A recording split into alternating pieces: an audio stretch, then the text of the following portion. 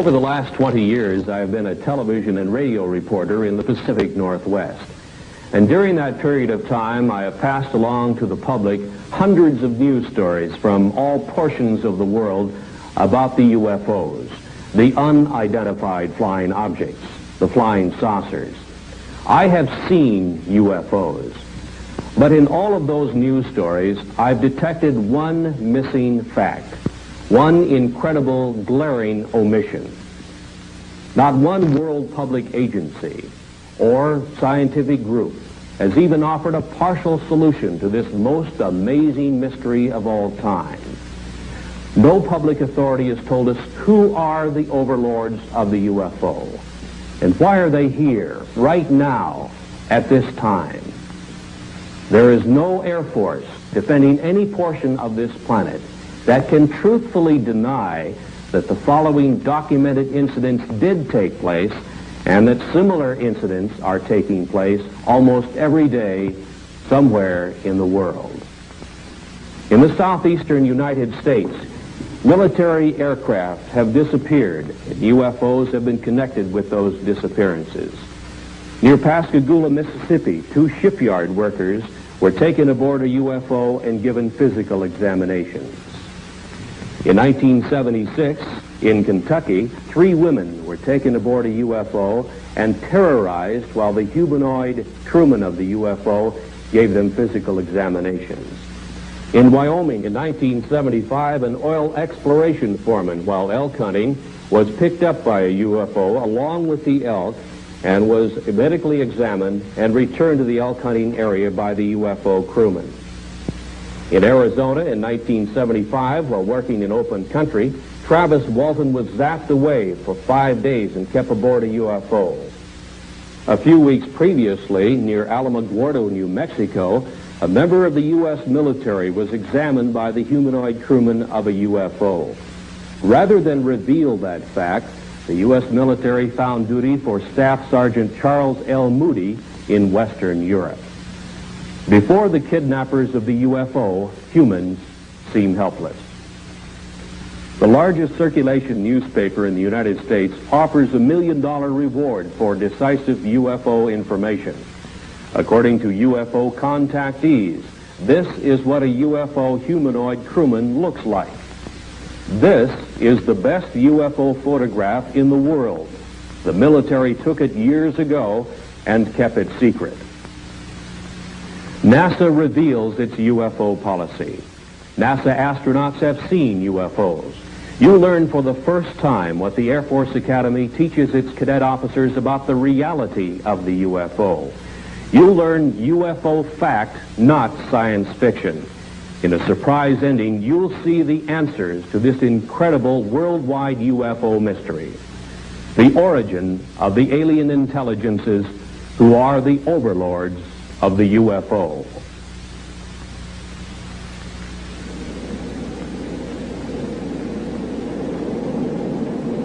You know, Captain, I keep thinking about a real problem, and it's bugging me.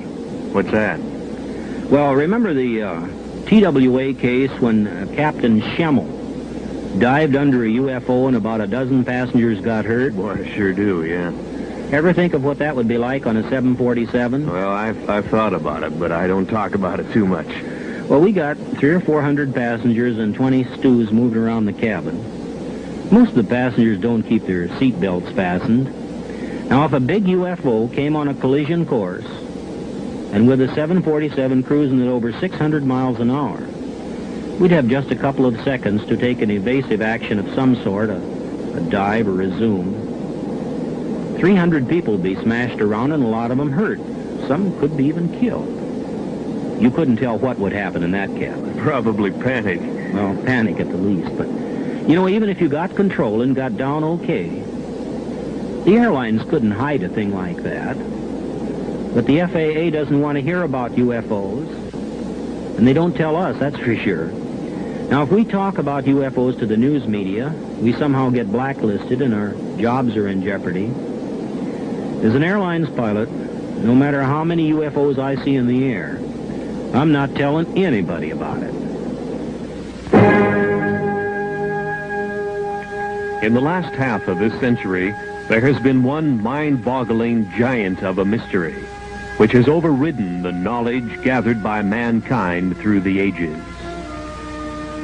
There seems to be no answer to the reason for the appearances of the unidentified flying objects, the UFOs.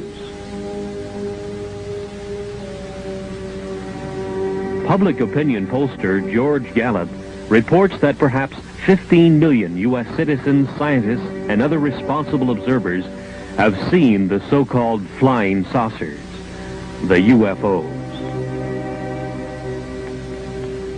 Who are the overlords of the UFO? What is their origin and their mission?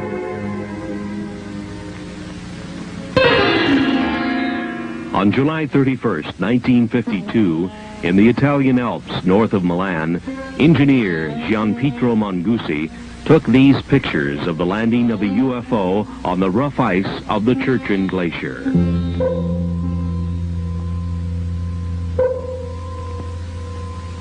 The UFO landing was only 3 minutes in duration. A humanoid in some kind of space suit with equipment on his back emerged from the UFO, walked partway around it, and then re-entered, and Mongusi had the pictures to prove it.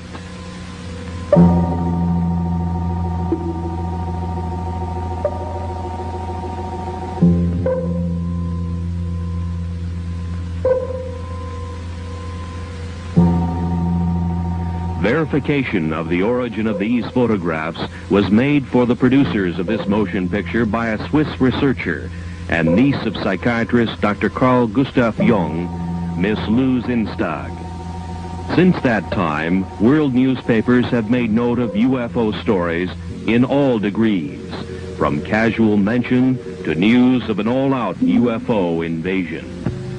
The mental health of UFO observers was questioned.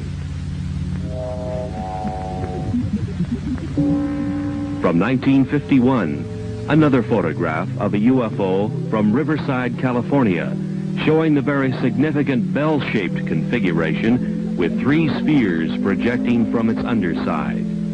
This is the most familiar type of UFO and has been seen and photographed worldwide by UFO researchers.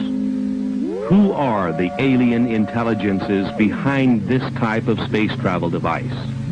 Are the UFOs friend or foe?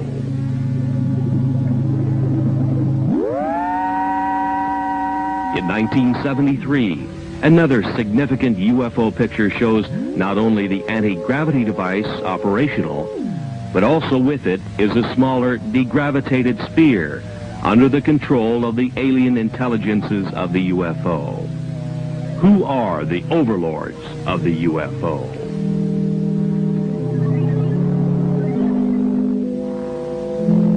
In the Mediterranean, on a Sicilian beach, 2 small UFOs in the act of materialization from another dimension are observed by excited local citizens. Materialization, a concept far beyond the understanding of modern science, but used by the alien intelligences of the UFO. A PhD in biochemistry on the faculty of the University of Oregon in Eugene took this picture of a UFO in the act of materialization from another dimension. 3 times during the shutter snap interval, the UFO appeared and disappeared, and here is the evidence. The scientist, fearful of the scorn of his fellows, kept his name secret. He had no desire to investigate one of the most incredible events of the science of the coming 21st century, to which he had been witness and to which he had photographic evidence.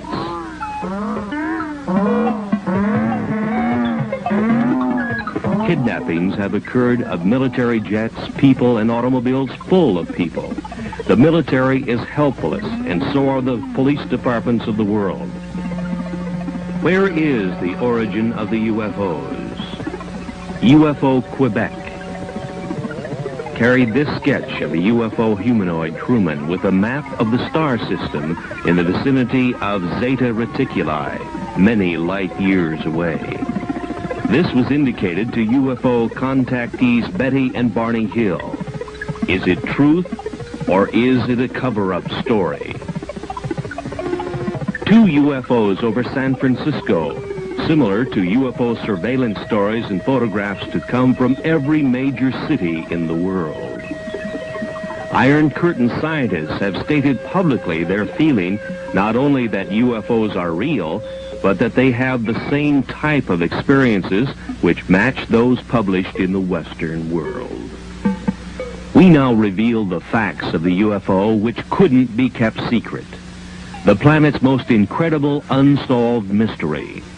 Despite the cover-up efforts of world governments, a world silenced by fear, and a helpless world military, private scientific investigators all over the planet have contributed the UFO evidence which we now reveal. The UFO, the secret that couldn't be kept, that can no longer be covered up. Mount Rainier in the state of Washington was the area where private pilot businessman Ken Arnold, flying back to his Idaho home, first saw 9 disc-like flying objects on the sunny afternoon of 24 June 1947. They were moving at 1,500 miles an hour, a speed far exceeding anything we could put into the air at the time. When he landed his airplane at Pendleton, Oregon, he reported the sighting of inverted saucers moving at incredible speeds. The next day on the radio news broadcasts and in the newspapers, the story sensationalized the term flying saucers. The previous summer of 1946, a member of the U.S. military encountered a giant UFO in a near-miss aerial situation, and the Air Force kept the threat to air safety secret. This event happened on the first day of August 1946 to the man second in charge of flight safety for the U.S. Tactical Air Command, Captain Jack E. Puckett. Captain Puckett's UFO encounter occurred about 30 miles from MacDill Air Force Base near Tampa, Florida, where his twin-engine C-47 airplane nearly collided with an airborne object about twice the size of a B-29 bomber, or about 300 feet long. His report further described the UFO as being cigar-shaped or cylindrical, and with what appeared to be glowing portholes. Governmental agencies have not responded to anxious questions from UFO observers. The Federal Aviation Administration has no UFO policy or opinion. The U.S. Air Force says it has aborted its UFO study program. No answer has been publicly given. UFOs still continue to be sighted worldwide.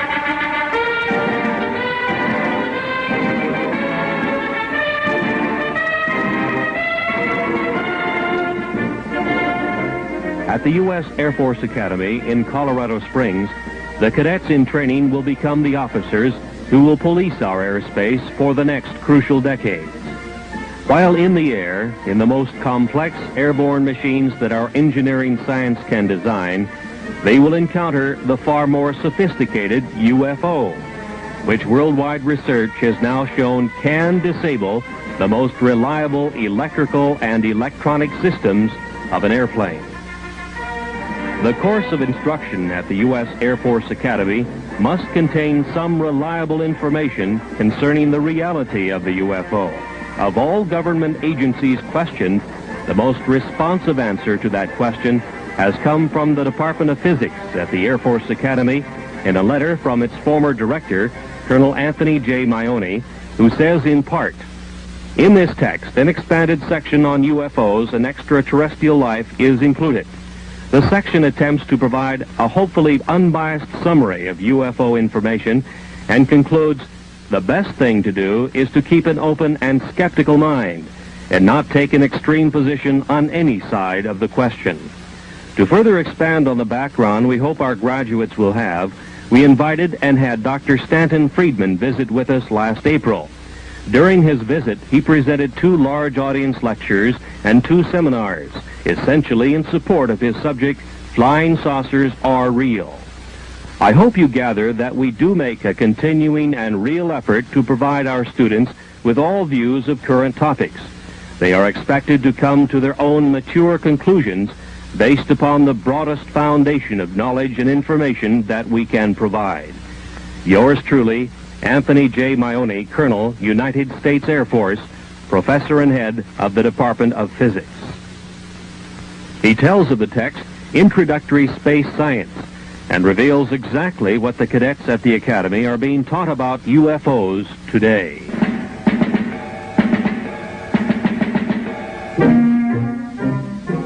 These are the men who will have to make crucial decisions while in the air when they encounter the incredible UFO.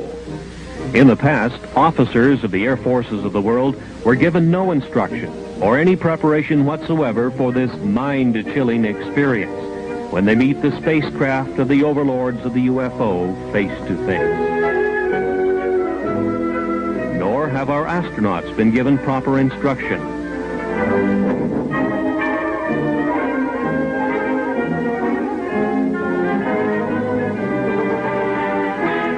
From Introductory Space Science, Volume 2, page 466. We should not deny the possibility of alien control of UFOs on the basis of preconceived notions not established as related to the UFO. Our physics may not apply. From available information, the UFO phenomenon appears to have been global in nature for almost 50,000 years. Known witnesses have been reliable people. This leaves us with the possibility of alien-controlled UFOs by visitors to this planet from this solar system or other solar systems.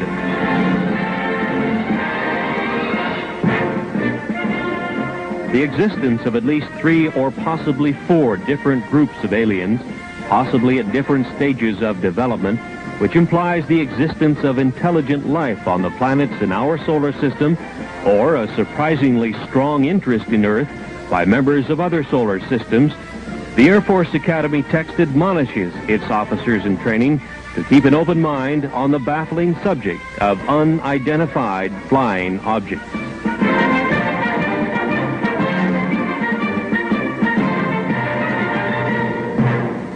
Maybe it's the honeymoon capital, this corner of the galaxy. Maybe the lecturer selected by the U.S. Air Force Academy to establish for their officers in training that flying saucers are real was Stanton Friedman. It could be mining engineers. He had been appearing on the lecture circuit in various U.S. colleges as a UFO analyst with a high level of scientific training. Friedman's academic background includes a bachelor's and master's degree in nuclear physics from the University of Chicago. His employment background included much high-level work in space science in the area of fusion rocket research and nuclear-powered aircraft. He was 14 years with such aerospace contractors as TRW Systems, Westinghouse, and General Electric. He says, UFOs are the most challenging scientific problem of this or any other age. He made the following statements in public in Seattle, Washington, the home of one of the world's largest aerospace manufacturers, Boeing. The government has never really said what it's been credited as saying, that there are no flying saucers. They really word their press releases very carefully. The press takes it that last step. I think every government in the world has 3 major problems along these lines with regard to UFOs. One, they'd like themselves to figure out how it works, because it makes a great weapons delivery system. It makes anything we're flying look pretty naive by comparison. 2, you'd want to make sure that the other guy doesn't figure out how to duplicate their behavior, because then you have a defense problem. If he's got something that flies like these things, we got a problem because we can't handle it. And 3, perhaps most important, a kind of philosophical political problem. As soon as it becomes obvious to the people on the planet and widely accepted that flying saucers are real and from off the Earth, there's going to be a push for a view of man as Earthlings, the people on this planet. Instead of I'm an American or Russian or Chinese, I'm an Earthling. There is no government that wants its citizens to owe their primary allegiance to the planet as opposed to the country. Nobody wants to give up their power. And you know, all these jokes about take me to your leader, that's wishful thinking. What's funny about those is that there is no leader to be taken to. There's nobody who speaks for planet Earth. So there are enormous political problems with anybody saying, yes, there's somebody out there and he's coming here and he doesn't want to talk to me as a representative of the planet. How do we choose who speaks for the planet? I don't know.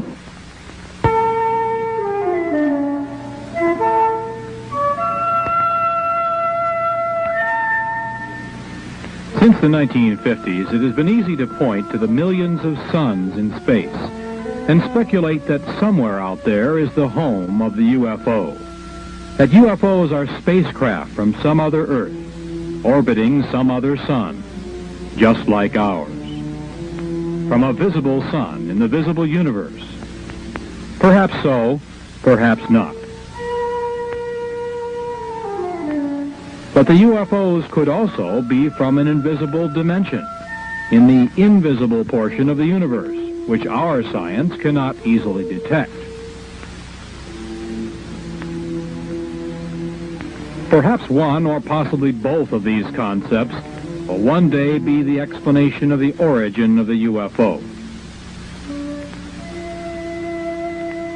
The Air Force Academy text on space science concedes that 2, 3, or even 4 levels of alien intelligences might be involved.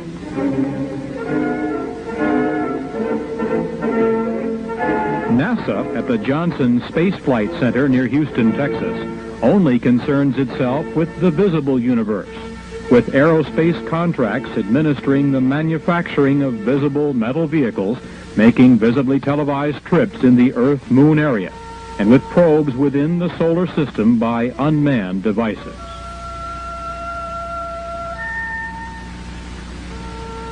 NASA astronauts in their Skylab make a track across the nighttime sky, lit by millions of suns. The activities of the astronauts are minutely planned and carried out, but the framework is that of Earth science as we understand and engineer its applications. There seems little room for productive scientific speculation, perhaps because of the $38 billion NASA space budget, which is highly criticized in many quarters.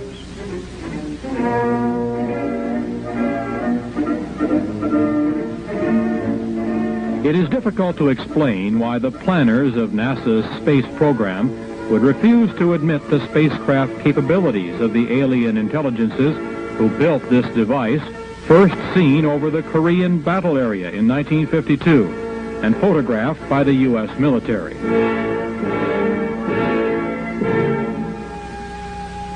This picture was available to NASA. Obviously, it is not a picture of anything manufactured by humans on this Earth.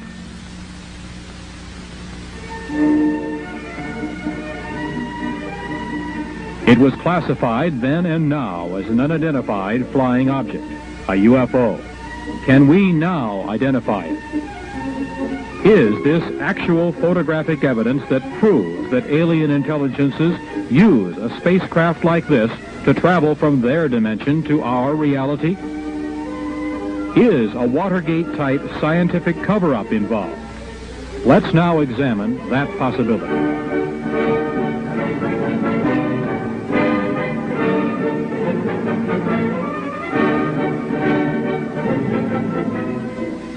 NASA first had warnings of UFOs from the pilots of its own X-15 project. The X-15 is a rocket-powered airplane which is launched high over the desert test area in California. The B-29 bomber is the launch vehicle which takes off, flies to its highest possible altitude, and then launches the little rocket-powered airplane. The test pilot gives it power, and the airplane goes through its maneuvers. Various complex engineering problems are worked out by such testing. And the engineering flight test pilot is one busy man.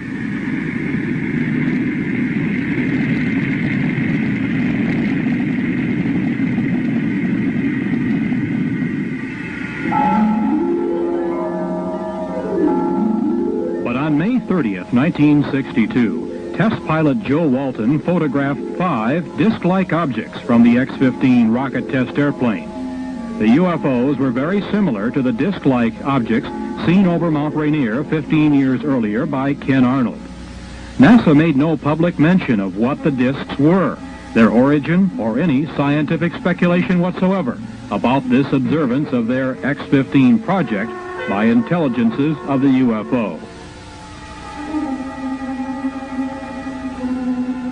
On July 17th of that same year, this time at an altitude of about 58 miles, test pilot Bob White noted that he had UFO company and photographed unexplained objects even closer to his X-15. Across the nation, news headlines state that 26 astronauts have seen and photographed UFOs. The public is puzzled by NASA's silence on the subject. The producers of this motion picture were answered on 2 occasions by high public affairs administrators of NASA, who stated, "It's not in our charter to investigate the UFO."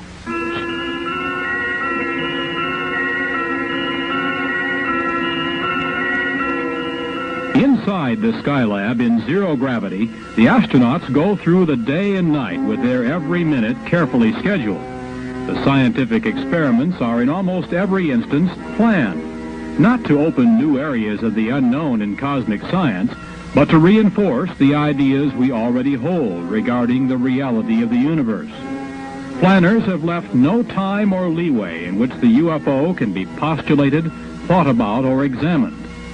Certainly few startling public announcements have been made of any new discoveries during space missions. No new theories have been advanced. Astronaut Jack Lausma in Skylab 3 saw a glowing red object making its way across a field of his vision. He photographed it from his little planetoid in space, the NASA Skylab. It could have been explained as a meteor glowing red in space, except that there is no atmosphere in space whose friction could heat a meteor to a red glow. Was it a UFO observing Skylab? NASA remains silent.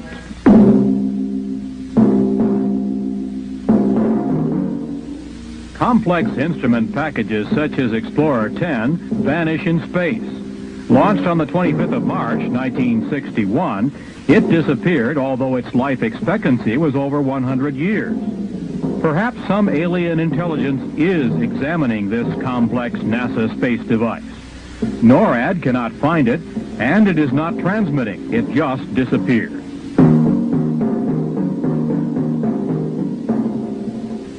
What is the photographic evidence that UFOs are watching our every space move? Why is it so hard for the project managers of NASA to accept the reality of the UFO? Is there a high-level scientific cover-up? And if so, why?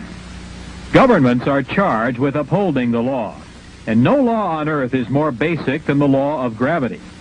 No wonder the obvious anti-gravity capability of the UFO makes governments uncomfortable.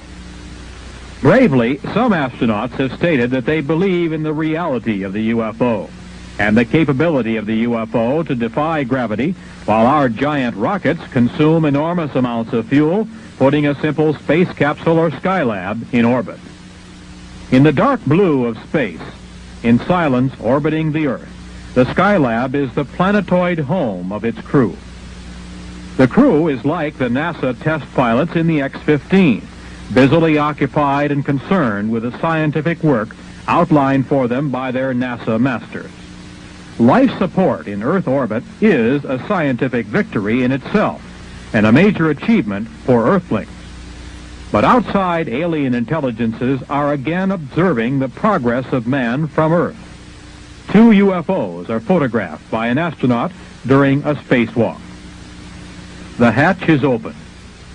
The astronaut is working his problem. Again, 2 UFOs flit by. Just moving lights, something that could be easily ignored unless we obtained other pictures and other explanations. Actual pictures which could identify the UFO as a solid object with a mission and under intelligent control. One of the most remarkable instances of UFO photography took place in 1968, here above the Boeing Space Laboratory, south of Renton, Washington. Several photographs were taken of a UFO by then 14-year-old Scott Silty. It showed its anti-gravity capabilities as it hovered over the center in 2 locations. His efforts produced probably the only detailed shots of a UFO materializing to show configuration and portholes. His junior high school instructor, Jim Holm, was given the negatives to develop. Holm said he didn't know what to expect, but became a believer when he saw what the young Silty had apparently captured on film. When they came in that morning and they said, hey, we got the pictures we were talking about, naturally, you know, junior high students, you're a little bit reluctant to believe everything they say. But then, you know, as things proceeded, what happened was I developed the pictures, and we know the results now. What is your impression of what that object is? I'm always hesitant, but I would have to say that believing the students and the type of students they were, it almost definitely had to be some type of a flying object. Right out there. Right. And it's a little eerie. The thing that shook me up at first is I was reluctant to believe them. And when I developed the film, I really couldn't see that much. But I was shocked. I have to admit, I was shocked when I put it in the enlarger. And through the enlarger, I could see a great deal more of what the object looked like. Like the portholes. Right. That was, I would say, the portholes was the most shocking part, because then it looked different than just a glow in the sky in a certain form. Like you always hear the thing, you know, swamp gas and that sort of thing. But no swamp gas is going to have portholes or a configuration geometric the way that was. One man who has spent the last 25 years researching and keeping track of UFO sightings in the United States is Seattle fireman Robert Gribble. He has spent his spare time gathering all data possible that will help him keep track of when and where they take place. The pins on this map indicate sightings in the U.S. for just 1 year. Over the past quarter century, he has come to some conclusions based on the number of sightings he has recorded. We have received and recorded some 30,000 sightings since 1955. Have you noticed any particular patterns that develop in pinpointing the UFO sightings on these maps? No, we have found no marked pattern, although we do believe that they are following 2 procedures. One, a surveillance of the land areas, a very close surveillance, and a close surveillance of the people, and it seems to fluctuate from one to the other. Now, through all these years of research, you must have drawn some conclusions about what they are, what the UFOs are. Well, we firmly believe that what the people are seeing in those objects which we have classified as unknown are actually vehicles not manufactured on this planet. How can you draw that conclusion? How do you know? Well, the vehicles have been seen in the United States, and there are good records of this for the last 200 years, and actually the records go back into history for some 3,000 years. The same things that were seen then are being seen today. We understand that there are several hot spots in the United States, UFO sighting areas, and one of them happens to be in the southwestern United States in Utah. There have been a tremendous amount of sightings in the southwest over the years, with a very large concentration in the Utah area.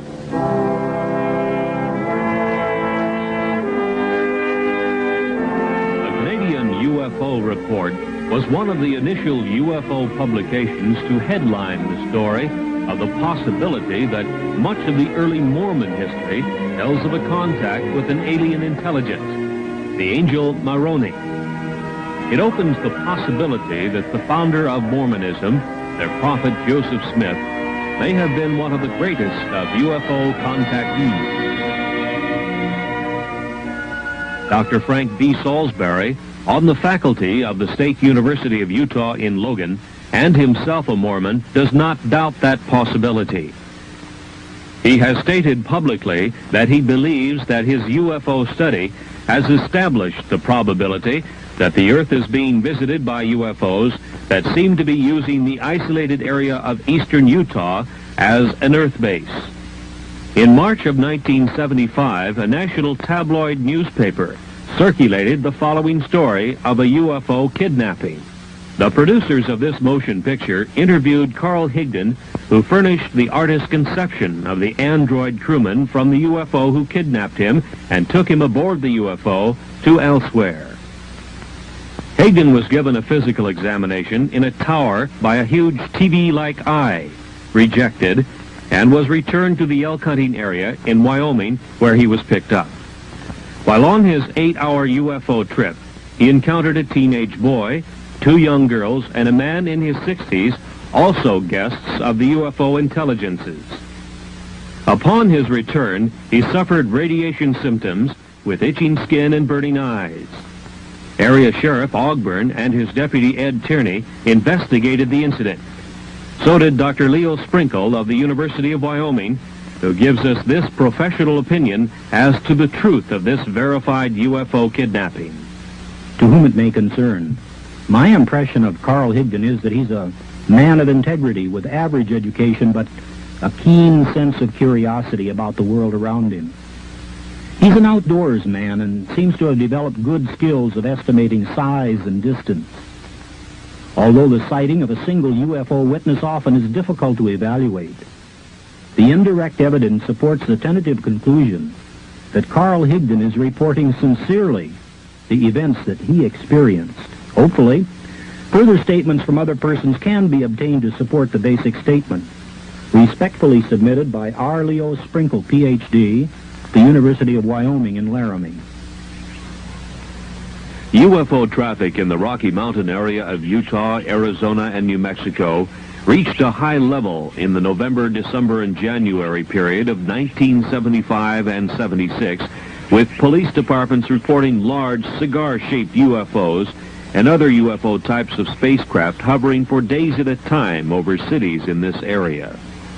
5 witnesses working in the open country around Snowflake and Holbrook in northeast Arizona had the most incredible personal UFO experience story to tell and passed lie detector tests in their telling of it before police and psychiatrist witnesses. 22-year-old Travis Walton suddenly disappeared one morning as the group was working in the open country. Dwayne Smith, Kenneth Peterson, Alan Dalis, Mike Rogers, and John Golette were involved in the significant UFO kidnapping incident in which a greenish-blue light originating from a UFO overhead zapped Travis Walton into an invisible dimension from which he returned 5 days later. His brother tells of the incident. He spent 5 days on a UFO, he thinks. Now, there is some small time loss in there. But for all intent and purposes, he spent 5 days on there. He did come in contact with some beings that are human-like, but they weren't human.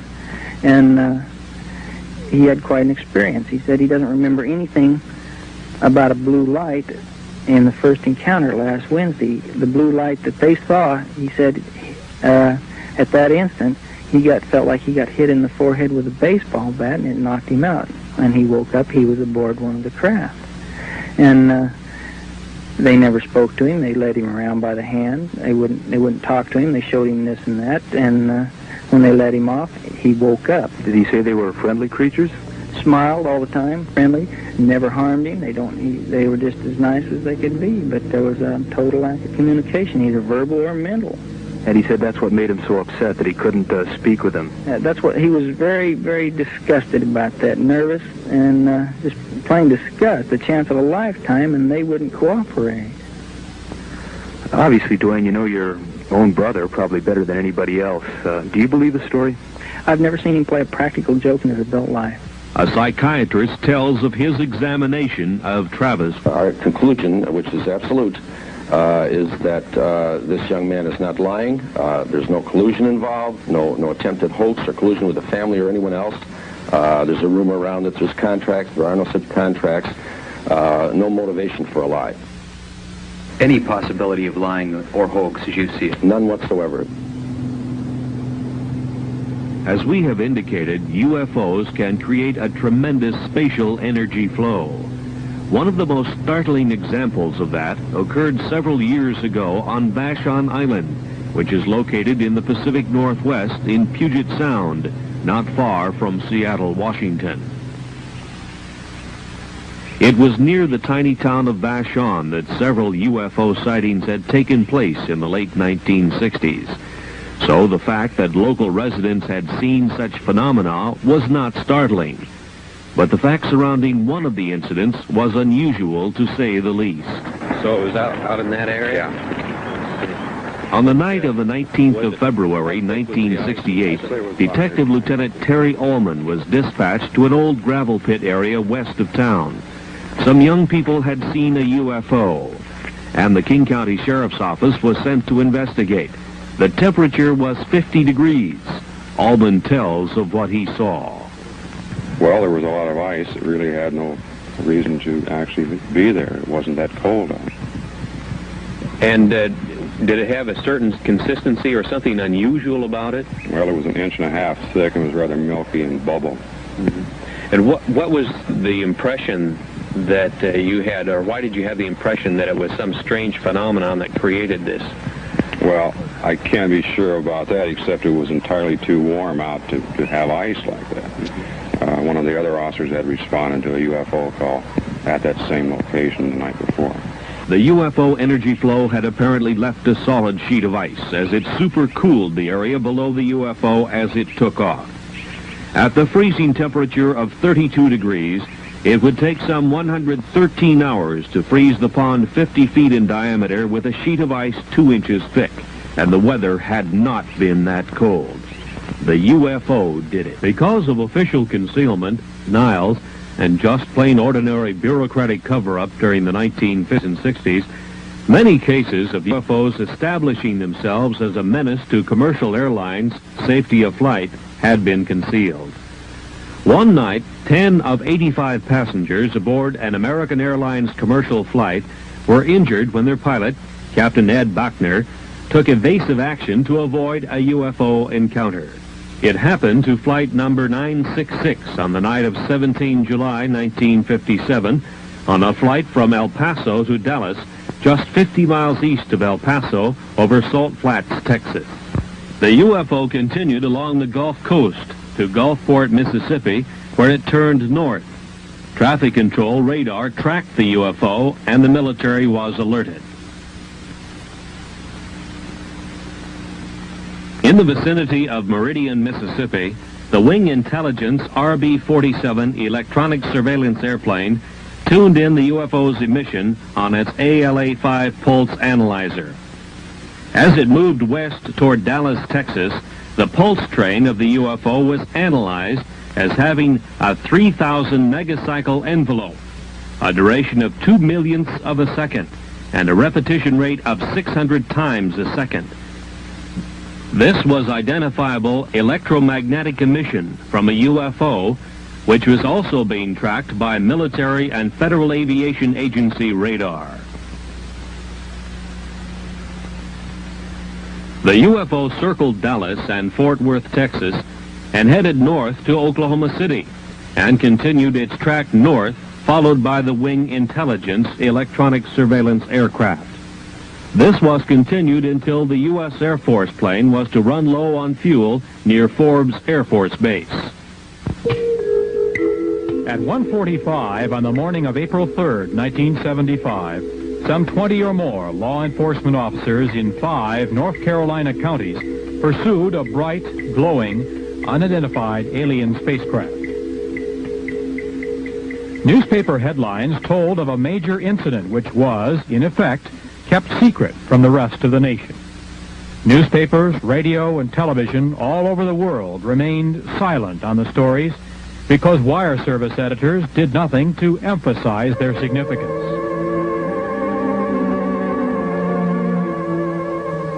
From police descriptions, the artist has been able to draw the lighted V-shaped UFO which appeared.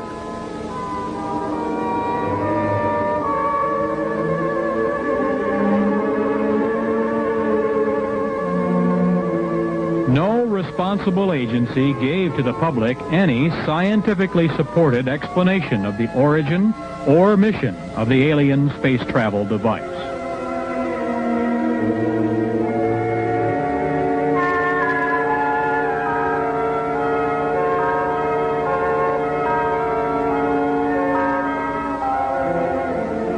The story was much the same 2.5 years earlier in Pascagoula, Mississippi.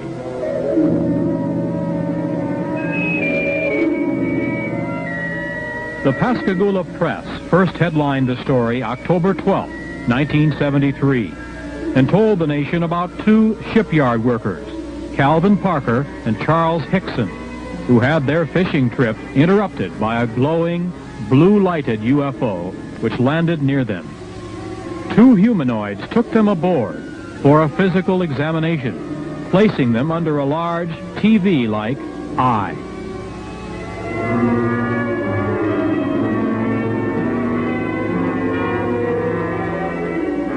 Scientists were quoted as saying that the UFO report was true.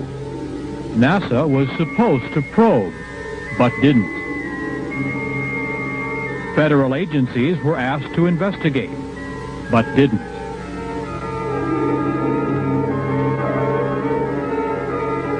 Hickson said the creatures from the UFO seemed friendly, but that they acted controlled, as if they had a specific thing to do, and did it.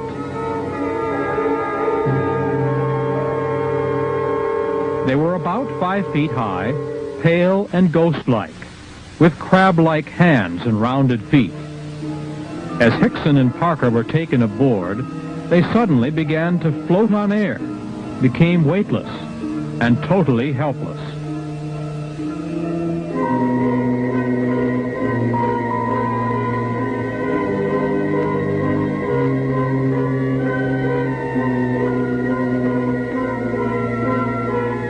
In the Gulf South, from Louisiana to Florida, hundreds of reports to police and sightings by police officers told of UFO activity that same night. No government agency concerned itself with this UFO kidnapping publicly. Luckily, Hickson and Parker were returned. But what of the kidnapped victims of the UFO intelligences who are not returned? Are the UFOs friend or foe? Or are they conducting a project in which humans become nothing more than guinea pigs? This is serious speculation. Kidnapped victims seem to end up on a missing persons list, and no agency on Earth can locate them. The alien intelligences of the UFO are from somewhere, either in our dimension or from another dimension, which is difficult for anyone to detect. Misunderstanding the complete dominance of man by the UFO intelligences led the city fathers of Ocean Springs on the Gulf Coast to seriously decide to solve the problem by passing a law prohibiting the landing of UFOs in that area. Alderman William F. Dale, Jr. thought the local police should be able to handle it. It almost became a law, but the mayor of Ocean Springs, Tom Stennis, broke the tie vote. He said, "Let's make them welcome."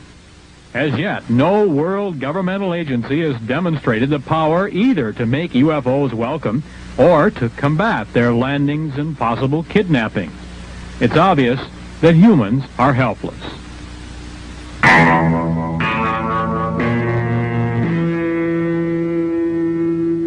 Since 1966, the very competent scientific analysts of the British publication The Flying Saucer Review have been assembling all available information about alien intelligences who have made repeated UFO landings in the high Pyrenees Mountains between France and Spain. So have the defense authorities of both nations. The UMO intelligences claim they come from what we know as Star System Wolf 424, some 14.6 light years from Earth, 90 trillion miles. Near their home planet, their UFO space travel device enters a black hole in space. A giant energy whirlpool vortex which hurls their spacecraft into another dimension in which time hardly exists.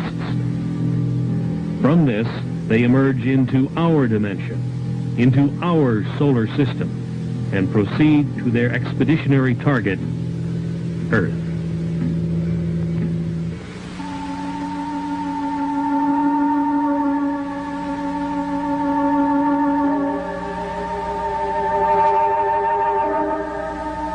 Later, the UFOs were to tell the European investigators that the universe was at least a 10-dimension unity.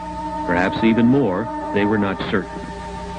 But they knew of and used at least 10 dimensions of reality. Each reality was separate from each of the others.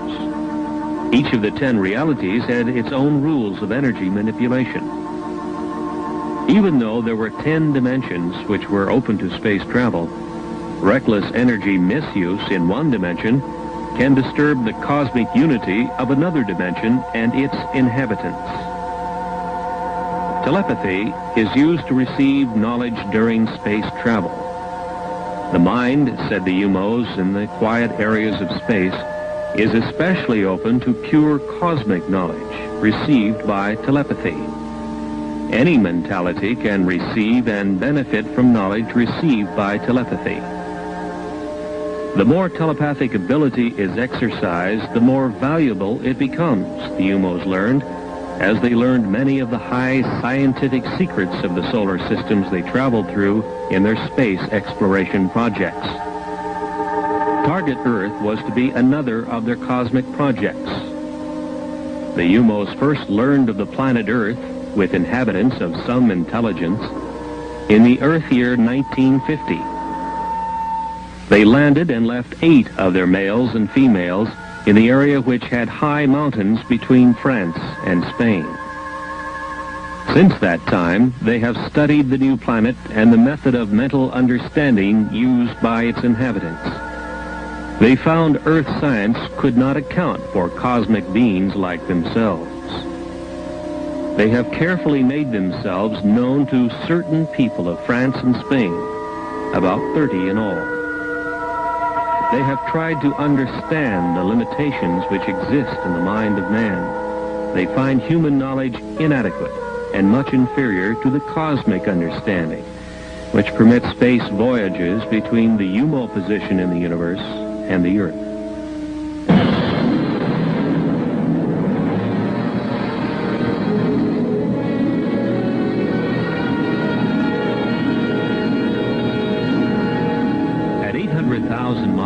Jupiter looks to the Earth-developed eye like this. To the UFO, perhaps different. Jupiter's moon, Ganymede, is some 8,000 miles away and moves in its orbit. Its diameter, 3,000 miles. The UFO intelligences took a heat measurement of the Jupiter hotspot. They compared the measurements to that of the surface of their sun and found it about the same. The other Jupiter moons were identified: Europa, Amalthea, Callisto, as they were named by Earth astronomers.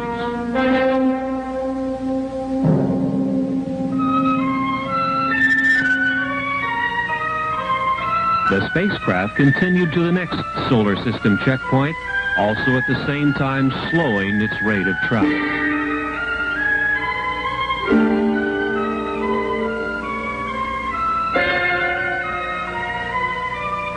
Saturn was identified with its strange moon, Titan. Titan rolled along the equatorial plane of Saturn like a wheel on a road. The UFOs identified its atmosphere, methane. In the vicinity of Saturn, they tuned to the history and the totality of knowledge of the solar system, accumulated since the time the sun was born. Knowledge lost, and knowledge still used, and knowledge to be rediscovered. It was from this Saturn knowledge store that the UFO intelligences learned of humankind's achievements and failures. They learned, too, of the state of development of the plant and animal life and all details of Earth and the other planets. They continued their journey past Saturn, its bright rings shining a dark space blue in the Titan sky.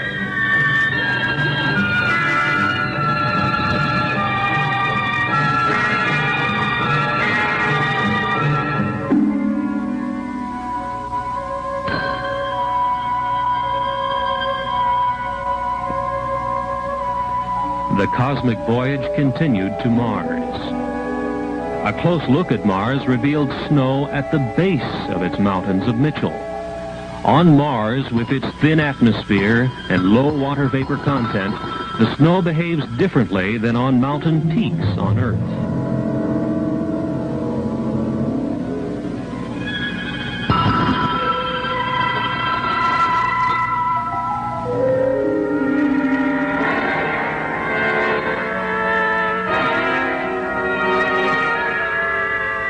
Leaving Mars, they passed scarcely 100 miles from Phobos, one of its two moons. 4,000 miles above the red storm-swept planet, Phobos is a dark clump, only 16 miles in length.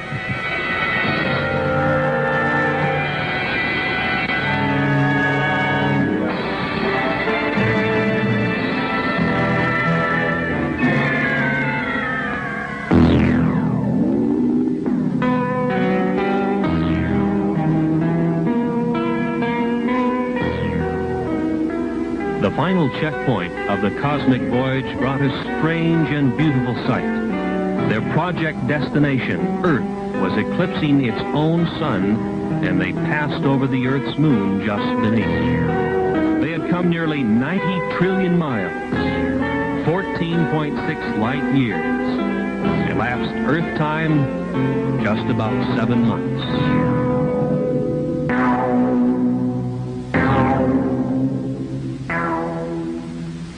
Came now the moment to synchronize the UFO's space travel time with the time of the expedition's target, Earth.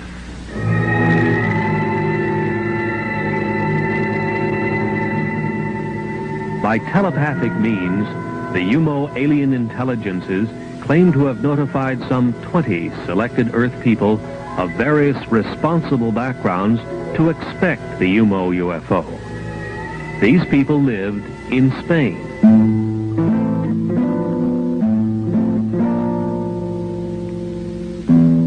The British Flying Saucer Review headlined an attempt by the Spanish Air Force to intercept the UFO.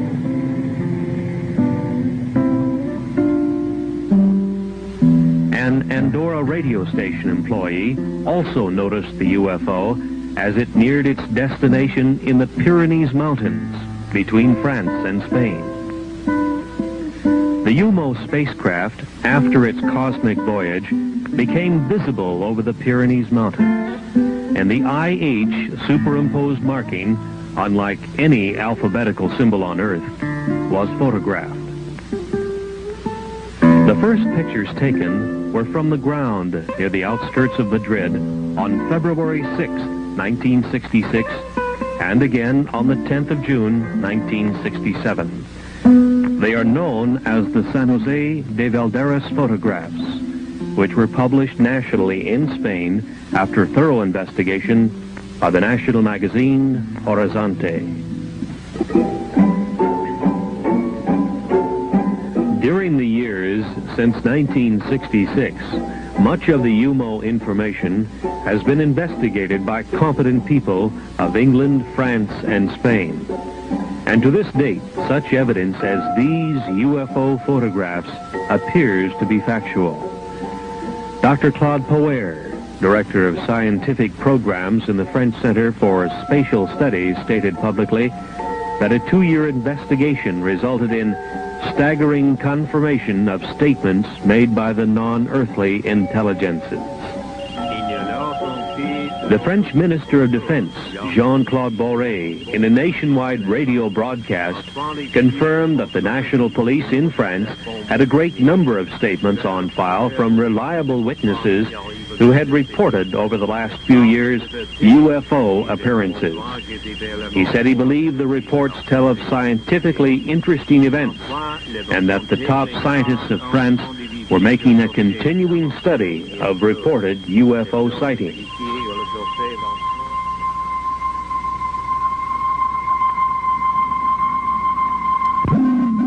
From those files comes this photograph of a UFO taken at night as it was tracked across France.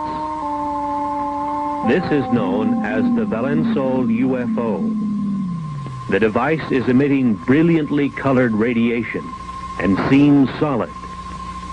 If so, it is obviously capable of defying gravity. The French defense minister says that this type of appearance is being studied seriously by French science.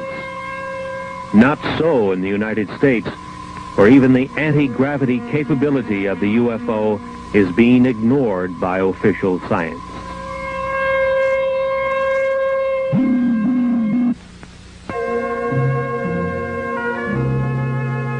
As they said in Spain, the alien intelligences of the UFO may originate from a planet called UMO, 16 light years from Earth, and they may not have. If we are to understand the origin of the UFO, we must be ready to vision another dimension which penetrates our earthly reality. It is a higher energy dimension from which the UFO can materialize to our vision, our cameras, and our scientific instrumentation. It is back into this higher energy dimension that the UFO returns to report to those who sent it out. The crew of the UFO is an especially designed robot humanoid which was produced to do its job in both dimensions.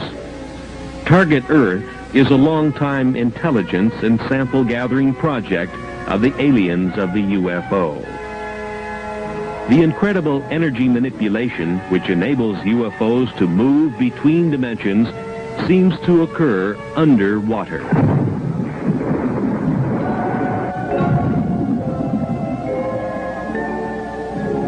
The Puerto Rican Deep, which extends 30,000 feet under the sea, is one such area.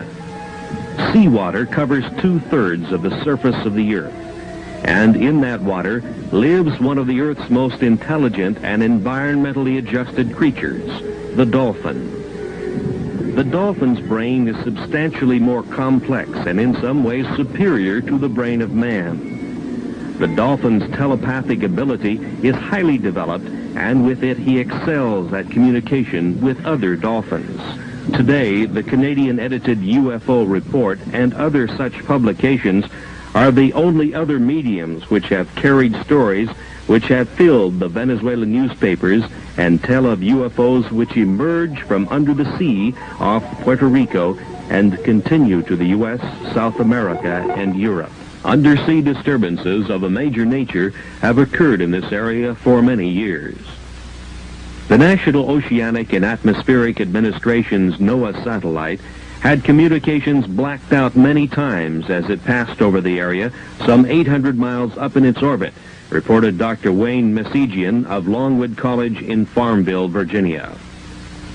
In 1945, the U.S. Navy lost 5 torpedo bombers and a large 4-motored flying boat searching for the lost Navy pilots.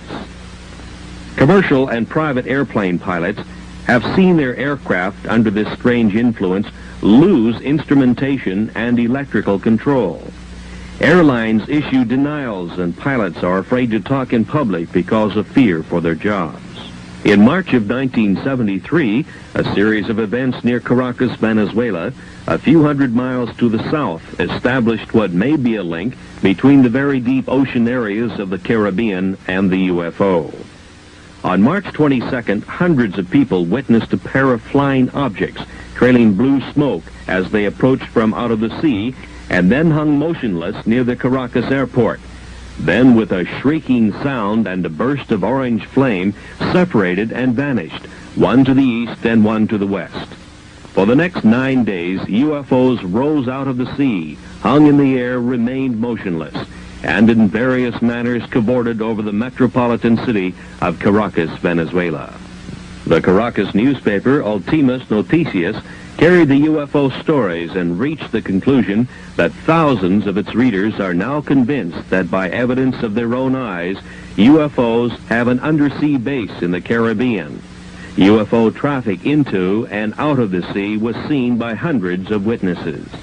Other water areas have also been the site of UFO traffic. Teleportation occurs in the vicinity of a UFO.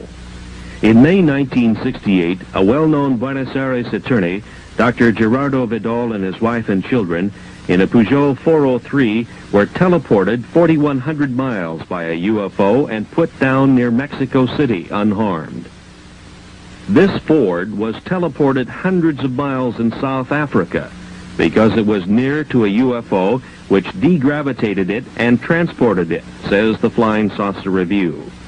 The aliens of the UFO are energy manipulators of a very advanced nature, far beyond our science. In the search for the method of communication with alien intelligences of space, such as the overlords of the UFO, some of the most significant work in the world has been done by Dr. L.G. Lawrence, president of the Ecola Institute of San Bernardino, California, a research foundation. Dr. Lawrence is one of the world authorities on the use of biological sensors, such as that of the friendly laboratory philodendron, which senses the pain of Dr. Lawrence. As he purposely burns his thumb on his hot pipe bowl, the biological sensor, the plant, reacts with a squiggle of recognition of Dr. Lawrence's pain on the laboratory instrumentation. This is known as the Baxter effect. Dr. Lawrence developed his 3-ton Stellatron for sensing biological messages which might be running free in the universe. He sets it up in remote areas, and it is shielded from all electromagnetic radiation, such as all radio and TV radiation, for instance. It can be influenced only by the etheric or bioplasmic pulses that influence plant and animal life. On October 29, 1971, and again in April 1972, on the Mojave Desert in California, intelligent communication from the direction of Ursa Major was received. One star of that system we know is the North Star.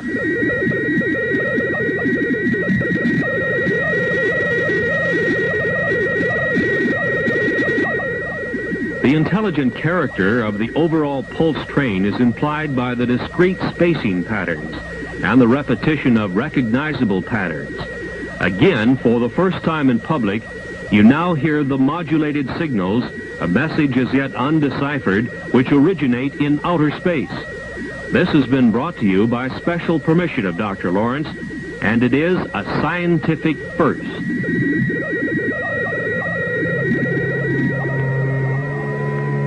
Dr. Lawrence reminds us that radio telescopes, such as this giant multi-million-dollar installation in Puerto Rico, have had no results whatsoever in either sending or receiving messages in space.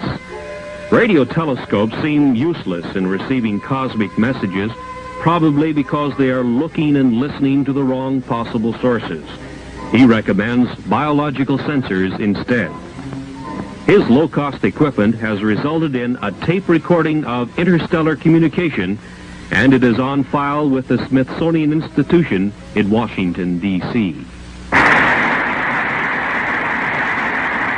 There is perhaps no more convincing witness to the UFO than the world-famous Israeli psychic Uri Geller, whose mind-boggling extrasensory powers have baffled millions of people all over the world. Geller believes that his powers are not unique to him, but are instead proof that energies exist in many different ways than those now known to science. Later, we will see Geller demonstrate his bioenergy powers before a live audience. Geller leaves little doubt about his feelings on the subject of UFO. Let me tell you, I've never seen an extraterrestrial being in my life. I wish I will, and I know I will one day. You know, maybe they're even around us, and we don't even know. Maybe they look like people. But I have seen UFOs. But other people, I'm sure if I'll ask who saw UFO here, some of you will raise your hands up because they exist. I shot pictures. As a matter of fact, I had a fight with my publisher because I wanted to publish the picture of the UFOs that I took in the book, and he said no because it cannot be, it would be against your credibility. And I did it in the end because I'm not going to back away from the truth. I once seen... 1 minute. I once drove in the Sinai Desert. Do we have another minute? Yeah, go ahead. I once drove in the Sinai Desert, and believe me, with a high colonel and his driver, me and a doctor, and suddenly, in mid-air, in Sinai Desert, it's clear, it was 5 o'clock in the afternoon, we saw this huge object that looked like a cigar shape, hanging in midair. And let me tell you, it was as big as 3 New York blocks. And it was dark. It didn't look like a flying saucer. It looked like a cigar shape. And I was shocked. And immediately, I get goosebumps when I talk about it. I told the driver, please, look what, and the colonel. And you know what? They didn't see it. And they said, what are you looking at? I said, my God, can't you see that thing in the sky? They couldn't see it. So I think sometimes, what is really going on? Is it really implanted in my mind? Is it really not out there and only, or is it there and only the people who believe in it can see it? I don't know. There are questions that I can't answer myself. Some call him a magician. Others call him a sorcerer.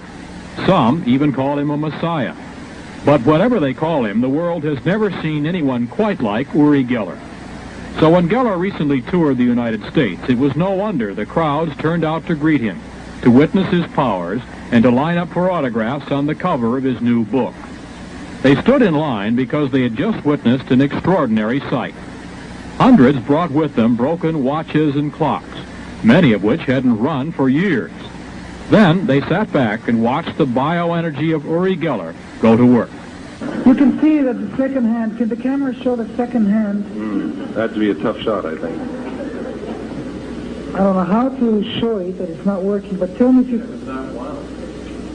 Well, whatever, Watches that he is working with. He's got a whole huge handful. How many there? Maybe 10. I don't know. Let's go. This is what I want you all to do now, and I know it looks silly. I'm going to shout 1, 2, 3, and all of us are going to shout work. I mean, we're really loud and really talk to these watches because that's the way it works. 1, 2, 3, work! Listen a little louder. It's your watches, you know. We may have blown out the transmitter, I think. One more time. 1, 2, 3, work! Hold it for me for a second. Okay. Now what I do is I sort of finally put an energy into it, and I say work, and I just talk to these watches, left hand and I'm sure most of them will... And just clenching his fist. He's clenching his fist over and over, just above the watches. No. It's working. This is working. It is. Okay, here's a watch that's working. Another one is working. Hand them to me, and I'll try and identify the watch. It's a very ornate... This is also working. Jewelry, bracelet watch is working. The second hand is sweeping along on this... It's working. It's working. Here's another one. Working. This is a Timex. Here's a photo watch. Thank you. All right, now wait a minute. Then, while hundreds watched and thousands more listened on radio station KVI, the city of Seattle witnessed the power of biological energy in an even more convincing form. This is what I want you to do. I'm holding these keys in my hand very, very gently. And what I want you to do, Ken, is put your hands on these keys, cover them, and start with cover these ones. No, not very, very gently like that, and the other one. Now, this is what I do. The little boy that's helping Uri has his hands covering the keys that are in the palms of Uri's hands. And by the way, these keys are not mine, and I'm concentrating now, and I want something to happen. Can if you feel anything in any hand, tell me. If you feel any tingling sensation or heat or...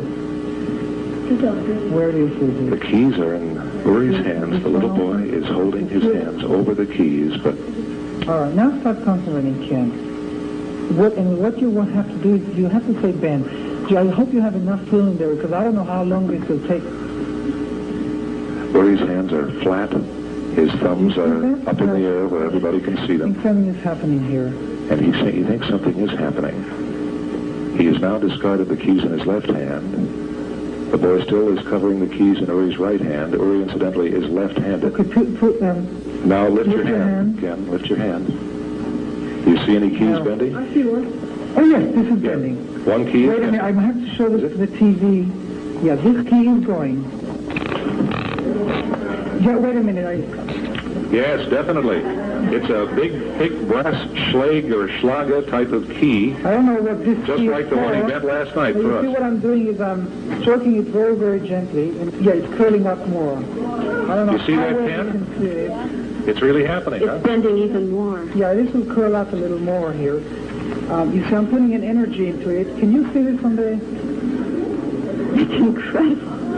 There's absolutely no heat. Can touch the key, and you'll see the touch it under, or under where it's bending. Do you feel any heat? There's absolutely no, you do feel it. But there's really no heat. It's, you touch it. I mean, you can see there's really heat or no.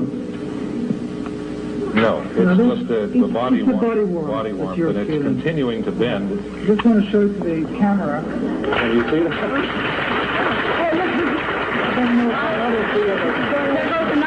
The key that he has bent is fastened to a key cluster, and another key is beginning to bend on the cluster fastened below this it. is going also now. And let me just start to everybody because the TV camera saw. To back up the biological energy demonstration, Geller called on others in the audience to check for keys which may also have responded to the presence of Geller's energy. The Seattle Post-Intelligencer told the story of hundreds of radio listeners whose keys mysteriously began bending right in their pockets. In the audience, there were others who found themselves a terminal for the newly demonstrated source of power. Keys in the audience belonging to people here who are bending. And we've seen keys, a couple of them that have shown him, which are beginning to bend. Here's a lady who is gray-haired, and she's just handed him a key. That is bent. And it is beginning to bend, very slightly, but noticeably. It's unreal, because you know what's unbelievable here? That usually the kids that are coming to me, that their keys bend, and usually it happens to children. Why? Because children are more open-minded to this. I mean, look, look at these keys are totally bent. Would you say that it's necessary for a person to believe they can bend before they will bend? You see, a child believes that he can bend a key because he's totally innocent to it. He totally believes that his key can bend, and it does. And it starts, and look, I mean, these keys are, I mean, you can't use these keys anymore. The scene is in the southeastern United States, and the photographer, Todd Anthony, is out to take his first trial pictures with his new 8mm motion picture camera. He goes to his local airport to photograph the action of a commercial airliner making its landing. The airplane makes its approach, and following it comes the big surprise, a UFO. The UFO, exhibiting anti-gravity capabilities, follows the airliner right down to the surface of the Earth to its landing. The UFO is a bell-shaped type, which has been seen and photographed all over the world since the 1950s. From Australia to Western Europe to South Africa to Mount Palomar in California, where George Adamski made excellent still pictures, all with the same bell-shaped configuration with 3 spheres on the bottom. There are some very significant things about this UFO type. Under the bell-shaped hull are 3 spheres. It is these globes which, when excited by a high energy level, cause the UFO to become immune to gravity. At this point, the UFO begins to take on a glow. At a higher state of excitation, it is ready to move into its home dimension, a dimension which is not light years away, but right here, interpenetrating our reality. A significant amount of scientific research evidence now seems to confirm the amazing fact that UFOs such as this are interdimensional spacecraft. These same types of UFOs have been photographed, invisible to the human eye, by means of ultraviolet filters, and have been found to be trailing our commercial airlines flights at 35,000 feet, just as this flight was tailed by a UFO right to its landing. This time, it was visible. We have presented evidence that many times commercial flights near a UFO have lost electrical control and their aircraft instrumentation. Pilots have confirmed this fact. Passengers have been injured as pilots have taken evasive action when surprised by a UFO which to them seemed to be on a collision course. Yet no world scientific agency or government group has seriously studied the problems of UFO encounters, or kidnappings, or losses of aircraft due to the UFO. Is the UFO mystery truly a scientific Watergate, an incredible and dangerous cover-up? Understanding of the UFO may be beyond our science and political system, but it is not beyond the human mind. The alien intelligences of the UFO and the human earthlings are all common inhabitants of the cosmic energy intelligence continuum. Dr. Lawrence at Ecola Institute showed us with his stellatron that the alien intelligences of the UFO might be in cosmic communication by use of a high-level energy which we know as etheric, bioplasmic, orgone, or nearly 100 similar names. But it is unrecognized in our science and in our civilization, which runs and communicates on the energies of the electromagnetic spectrum. Uri Geller mentally directs his biological energy and that of other people, and they bend metal keys. In the vicinity of UFOs, aircraft lose electrical control and instrumentation, and without doubt their structural integrity is also affected by this energy which bends keys. Other more incredible things are happening. During a single year, for instance, nearly 10,000 head of farmers' livestock have been mutilated in an area from Texas to eastern Oregon and Washington. Police and agricultural scientists alike are helpless.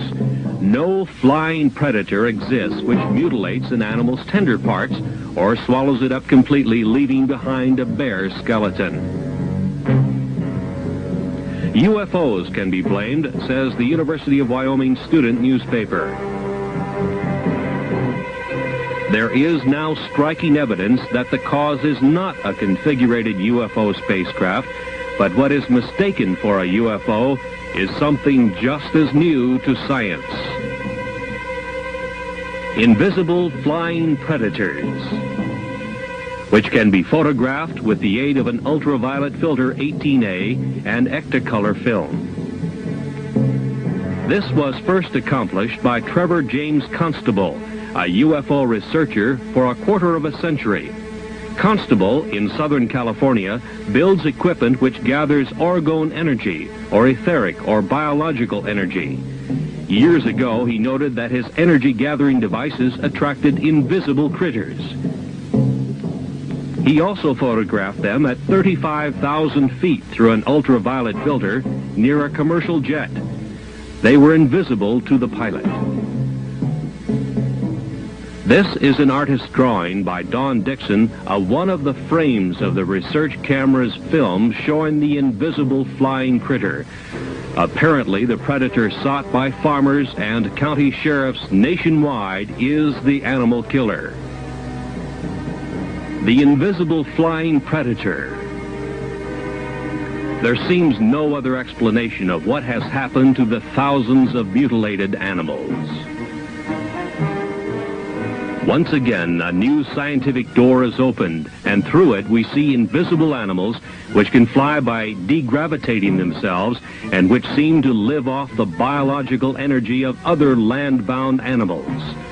They may or may not have any connection with the spacecraft UFOs, but it seems they have been mistaken for configurated UFOs with their humanoid crewmen, bound on their separate mission of the study of the Earth's inhabitants by means of kidnappings and sample gathering of Earthman's devices.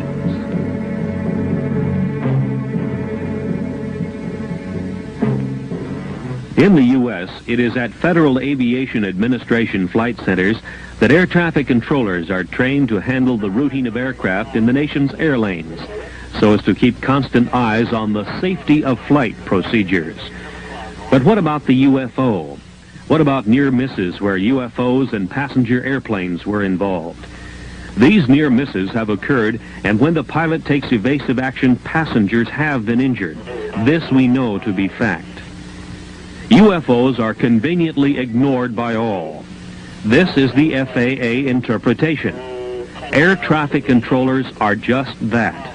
Not UFO traffic controllers.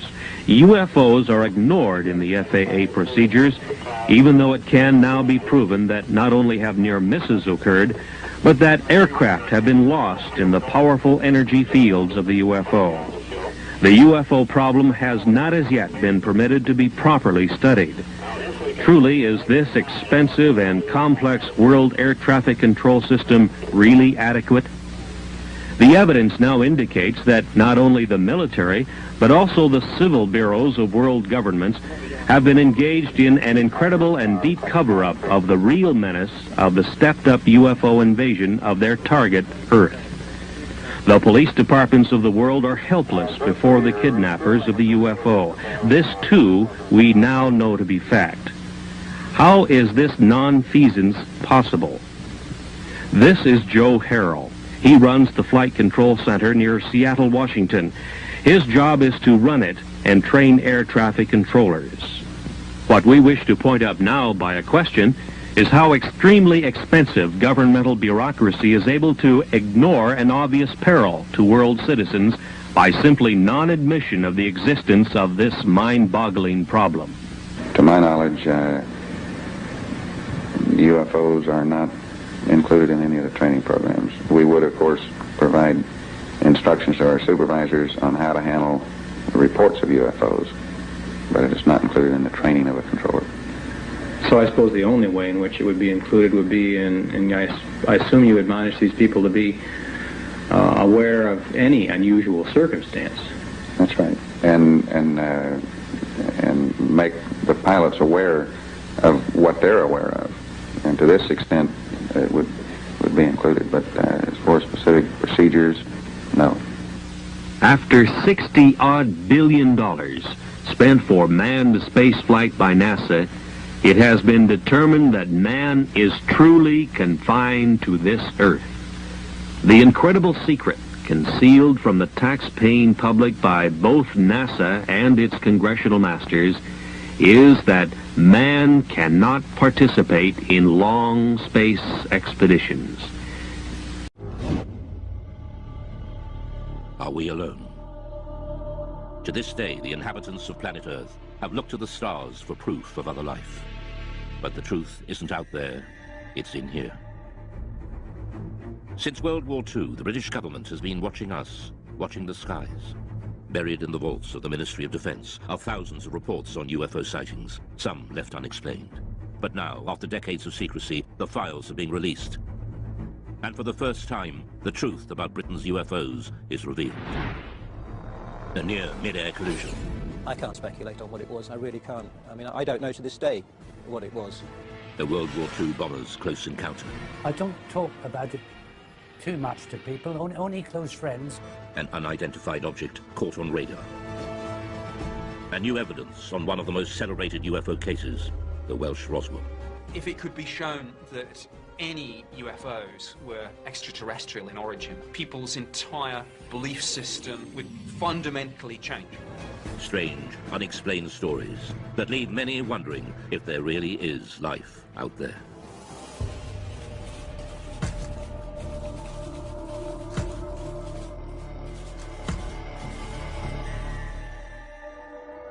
What are three popular word searches on the internet?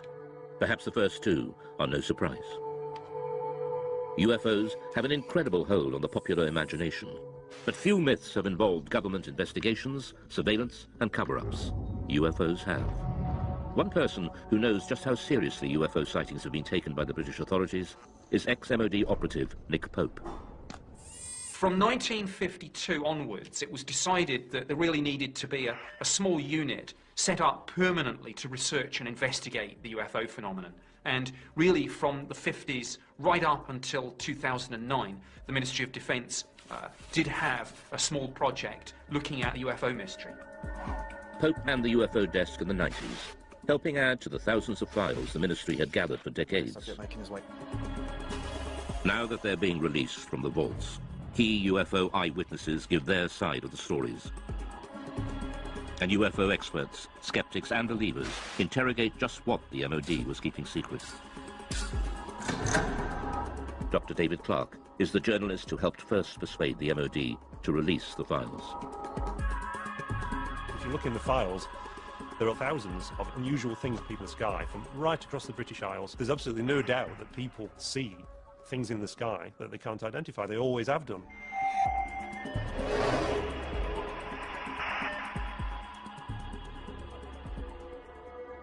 6th of January 1995.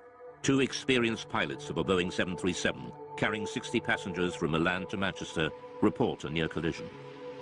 It's an incredible sighting of an unidentified flying object which sends the authorities into a spin. In the defence files, there are quite a number of incidents involving near misses between civil aircraft and unidentified flying objects. The most impressive of all was a report that was made by the crew of a British Airways 737. Speedbird 5061, overhead pylons 9 miles. They were just about to enter this cloud bank, quite a clear sky, good sort of vision. Suddenly the first officer said he saw this object coming towards him like an illuminated Christmas tree.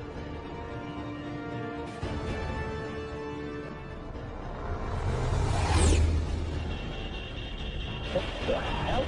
It was so low in its approach and so close that he automatically ducked, thinking there was going to be a collision.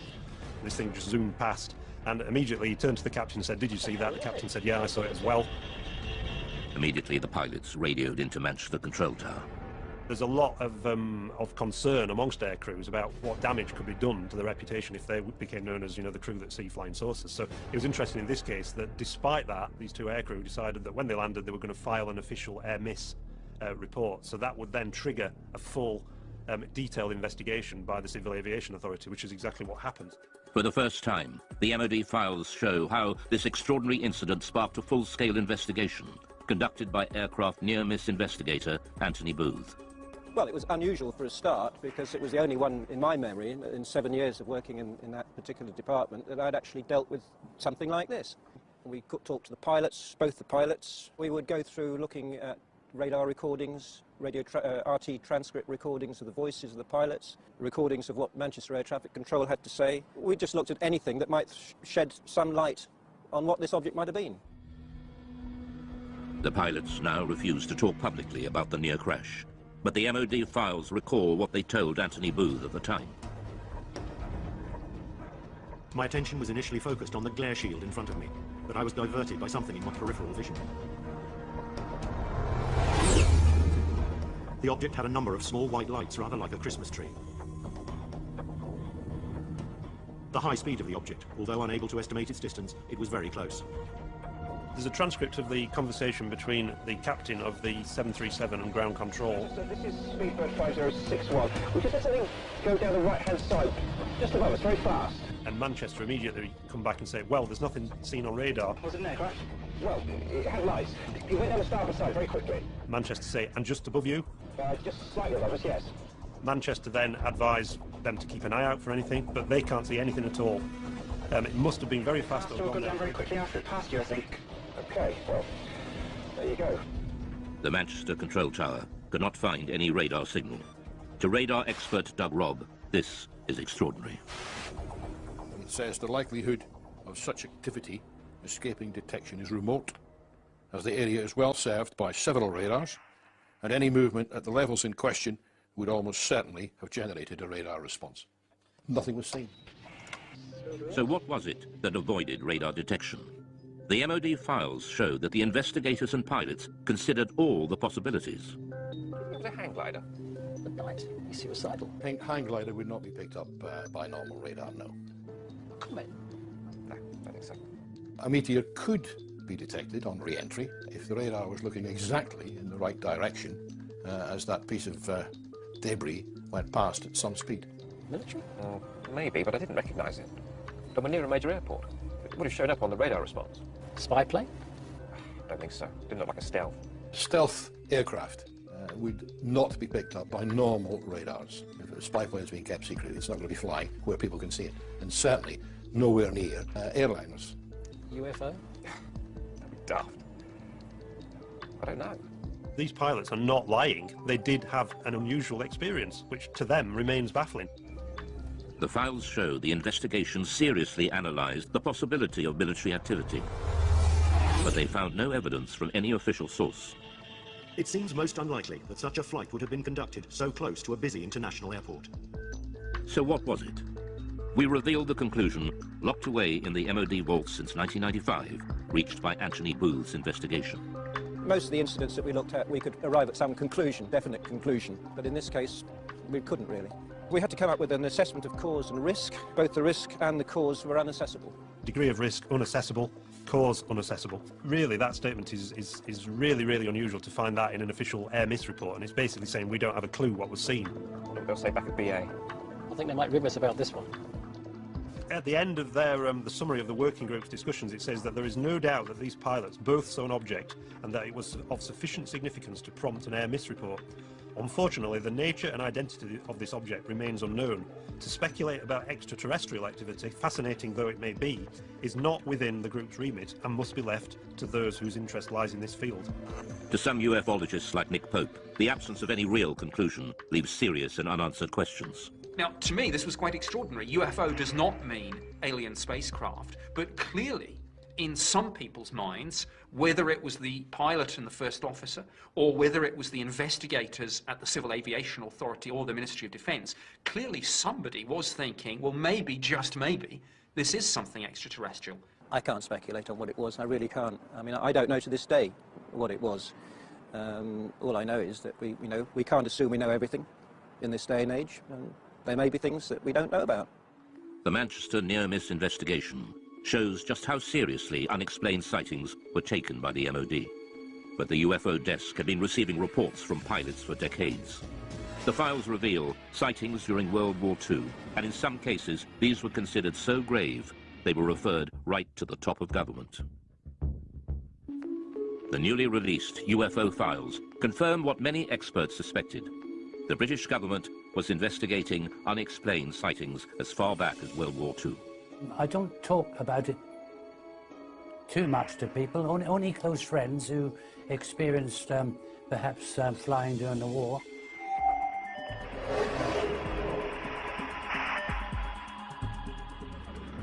Spring 1944. Britain was engaged in heavy bombing raids over Germany.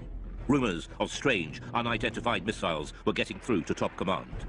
Considered a threat to public morale, the MOD files reveal that the order to keep them secret came right from the top. Sightings, such as the one seen by gunner Bernard Dye. Now I have here a personal wartime diary. I'll read you an entry which I wrote on the 26th of April. Operation Essen. 300 aircraft raided Essen. Dye then recorded the most extraordinary sight.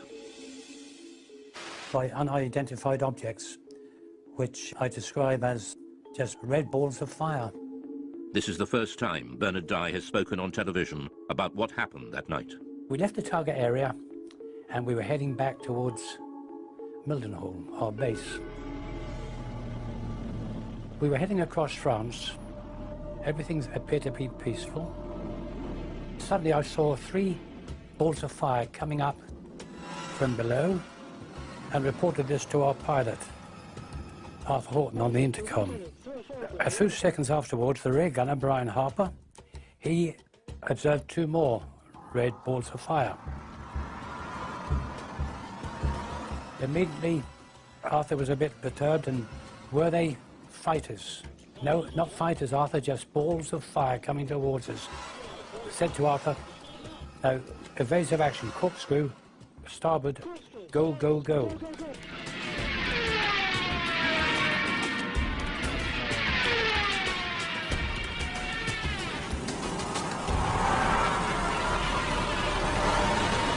We travelled over 300 miles per hour. The aircraft was shaking like a leaf, and still they were following. The pilot was getting worried about burning the engines up. Engineer, Dave, what about the engines? Never mind the engines, skipper. Keep going, or something to that effect. The words were rather rude. It certainly gave me and the crew the willies to see them. After a short distance, these 5 red objects, they just got slower, and the red lights disappeared into the blackness below, and we got safely home. Well, when we got back to Mildenhall, our base, each crew is interrogated by intelligence officers, and they just laughed at us. And this upset the pilot, and, he said he wouldn't bloody well have been laughing if he'd have been sitting with us in the aircraft. What did gunner Bernard Dye think they were? Didn't know what to think, but I thought they were just a new weapon that the Germans had invented. Bernard Dye was not alone. Other World War II aircrew had also reported unexplained sightings, and we now know that at least one of these reports was suppressed, and the order to do so came right from the top. Wartime Prime Minister Winston Churchill was so terrified the report would leak out, he ordered a 50-year blackout. Mr. Churchill declared that the UFO incident should be immediately classified for at least 50 years, and its status reviewed by a future Prime Minister. Churchill's order referred specifically to a late World War II sighting made by a British aircrew returning from a reconnaissance mission over Germany. The files record, "My grandfather was present during a debate about an unexpected incident experienced by an RAF bomber crew." The MOD files show that the story originates from the grandson of Churchill's bodyguard, who had been present at an urgent meeting between the Prime Minister and the US commander of the Allied forces, General Eisenhower, who discussed the incident together. He was writing in to see if the ministry could confirm this story, that this guy who was the bodyguard was present at a discussion between Winston Churchill and Eisenhower about a mysterious incident when the crew of a Royal Air Force reconnaissance aircraft had seen this metallic object that had appeared by the side of their aircraft, and it followed the aircraft, and it behaved in a way that was completely unexplainable in terms of it being, a German aircraft or any other sort of Nazi flying machine that they were aware of. A leading aircraft expert was also at the meeting. He dismissed any possibility that it could be a missile, since a missile could not suddenly match its speed with a slower aircraft and then accelerate again. Churchill was determined this would go no further. Another person at the meeting raised the possibility of an unidentified flying object, at which point Mr. Churchill declared that the incident should be immediately classified. But the file goes further. One extraordinary line explains just how fearful Churchill was of public reaction to this UFO sighting, if it ever got out. This event should be immediately classified, since it would create mass panic amongst the general population and destroy one's belief in the church. But the files also reveal that this wasn't the first time Churchill had got embroiled in UFO sightings. In October 1912, there was sightings of mysterious lights in the sky over the dockyards at Sheerness in Essex. Winston Churchill was the First Lord of the Admiralty, and he had to look into this, and Churchill had to admit in Parliament that he couldn't explain what had been seen. The files show that even after the war, Churchill took a personal interest in unexplained sightings. In the aftermath of the sightings in Washington, D.C. in 1952, that made all the news headlines, Winston Churchill again became interested and sent the memo to the Secretary of State for Air. What does all this stuff about flying saucers amount to? What can it mean? What is the truth? Let me have a report at your convenience. Until now, Gunner Bernard Dye never knew there were other World War II sightings that Churchill wanted kept secret at such a critical time in the war. We showed him the newly released MOD file on Churchill. Well, after reading this report, it sounds, really identical to what we witnessed and saw that night. I haven't heard of this before, but it doesn't surprise me that he was told about it, because things happened during the war years, and there were other objects obviously appeared. It's interesting that during the 1940s there were a very large number of sightings reported by aircrew, and there are various Royal Air Force files at the National Archives that detail some of these reports, rocket phenomena they were described as, but they were never able to explain them. And at the end of the war, when they debriefed some of the Luftwaffe pilots, they said that they'd seen very similar things themselves, and they thought they were Allied secret weapons. So is there an explanation as to what the aircrew saw? Dave Clark has his own theory. They just thought that it was a combination of misperception on part of the aircrew.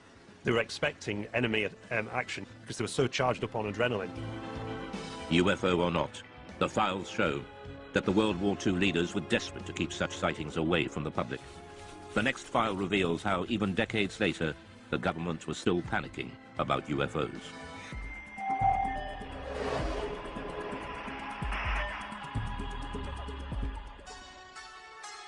Many UFO experts believe that the Pitlochry file illustrates one of the most significant UFO conspiracies of recent times.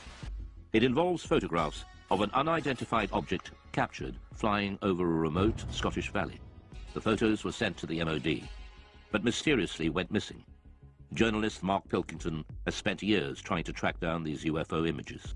The Pitlochry photographs in the MOD files date back to the 4th of August 1990, when two witnesses on the A9 near Calvine, near Pitlochry, allegedly saw a large diamond-shaped craft hovering in the air for about 10 minutes and took 6 photographs of it.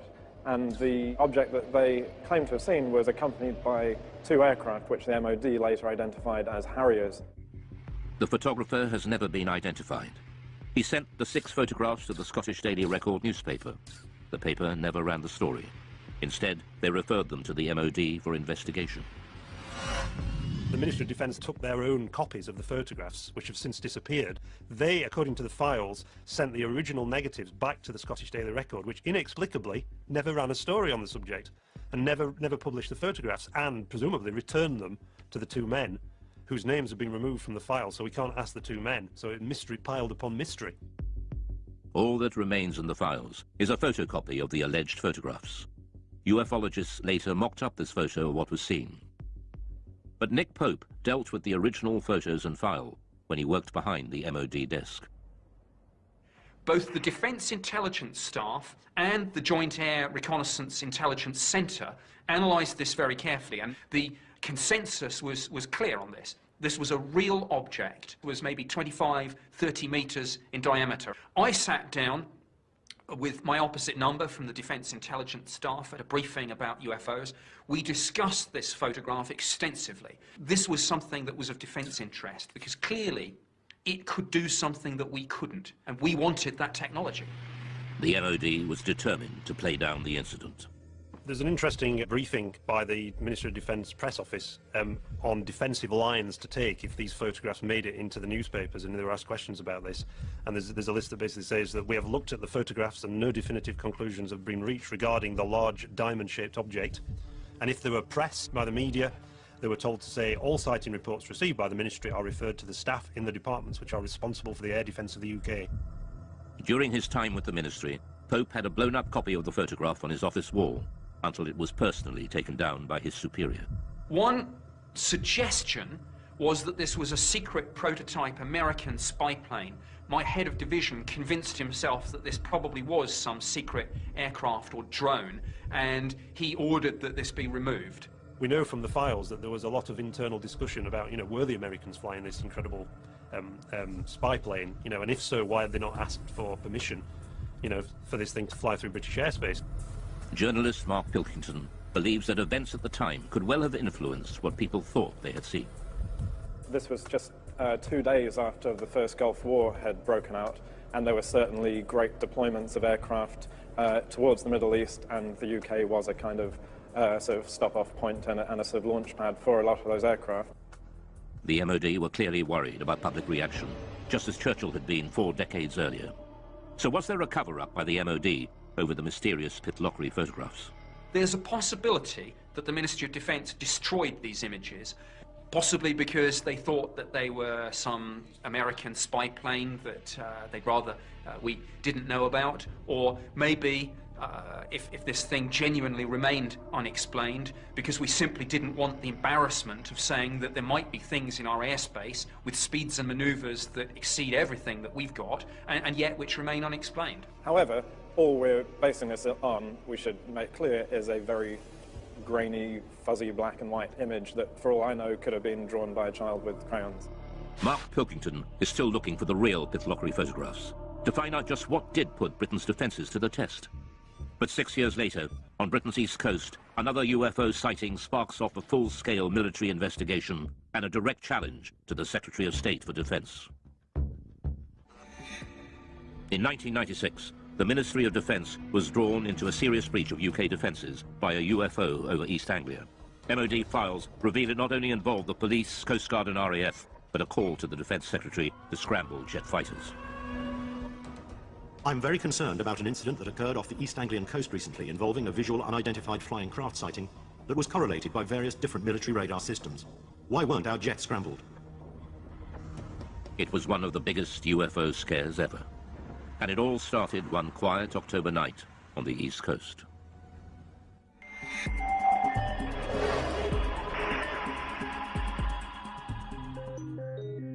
It was the police officers, actually, who phoned in the first reports. There's an extract from that. In the early hours of the morning, the police are saying we can see a red and green rotating light in the sky directly southeast from Skegness.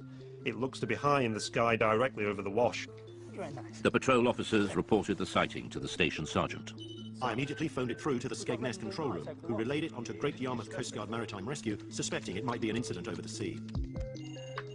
We had a report at about 3:15 local time from Skegness Police, and they could actually see this light in a southeasterly direction.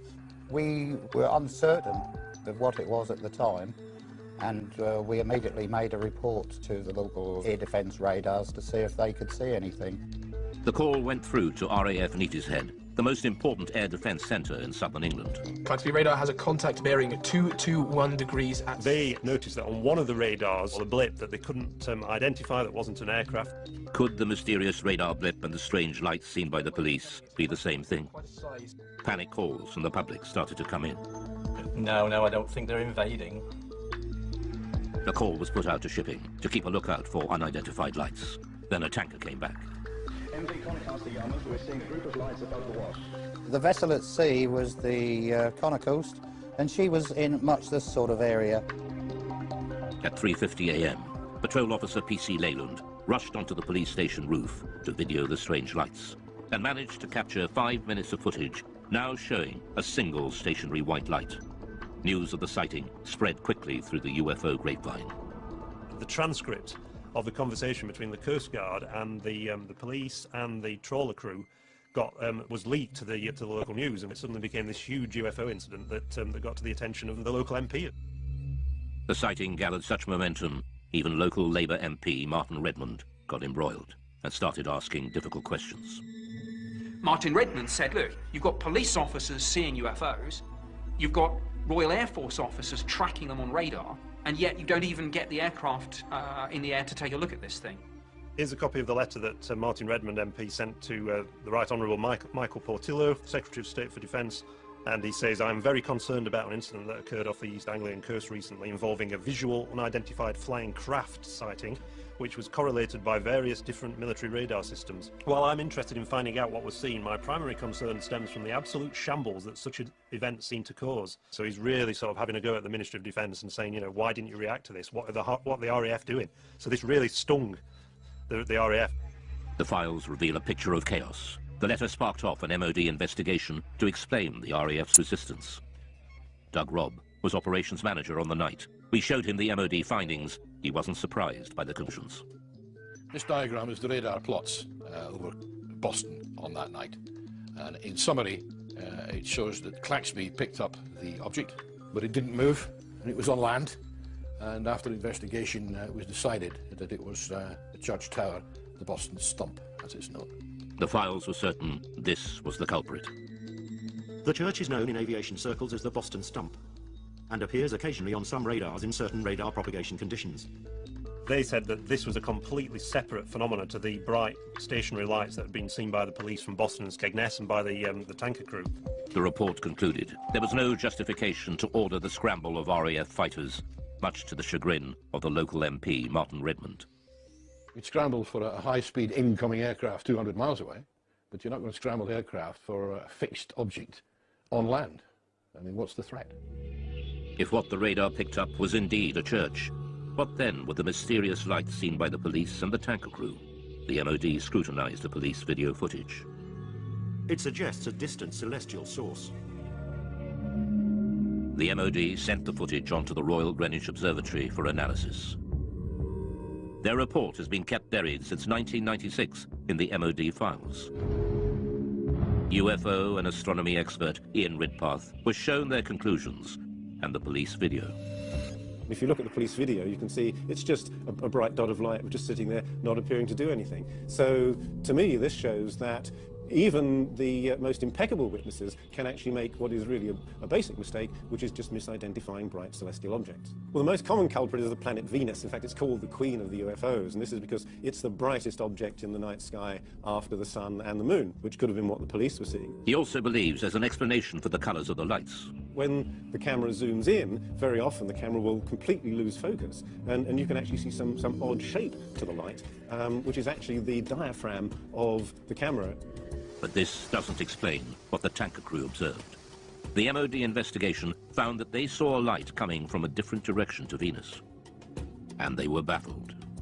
These lights remain unexplained. But expert Ian Ridpath believes there is an answer. The object that the tanker saw to the north, I think, was another bright star called Vega, which is also just appearing to twinkle and flash multicolored lights. UFO expert and skeptic Dave Clark believes there is a reason why this escalated into such a major incident.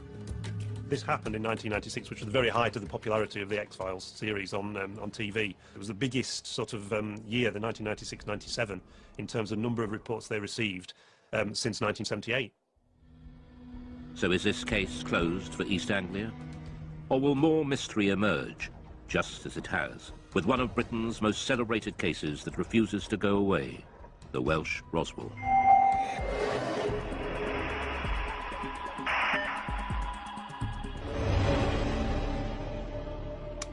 In 1974, in North Wales, thousands of people experienced a violent earth tremor and lights were seen falling from the sky. Some ufologists believe a UFO crashed, and there's been a cover-up ever since of the Welsh Roswell. Oh, a heck of a bang, yes. Oh, yes, it's like a tremor. It was in the house, shook the houses, really new houses. And it seemed to come right on top of their head until the house was coming down. There were lights coming from the top of the mountain, just up over there. 24th of January 1974 at 21:50 GMT. 5 bodies spectacularly incandescent were observed traversing the sky. New information has been revealed that opens the mystery further. Named as one of the main witnesses in the Berwyn incident is Hugh Lloyd, then a 14-year-old farmer's son. Just after 8:30 p.m., Hugh's family felt the massive earth tremor. It was a frightening experience. Almost 40 years on, Hugh still remembers that day as if it were yesterday. It was like this thud, and straight away the whole place started shaking very violently. The light flickered in the lights in the picture on television, snow on the screen. But we were all frightened. We didn't have a clue what it was. And Enoch said it must be an explosion, and then the phone started ringing. Hello? Like neighbours, phoning to ask, did you feel that? And then roughly about 20 minutes, there was a knock on the door. And there was a police officer there. And he said, we've had reports there's a plane crash that's come down on the Berwyn, and we'd like to commandeer your Land Rover to go up there. Me being 14, I said, well, Enoch, you better drive it.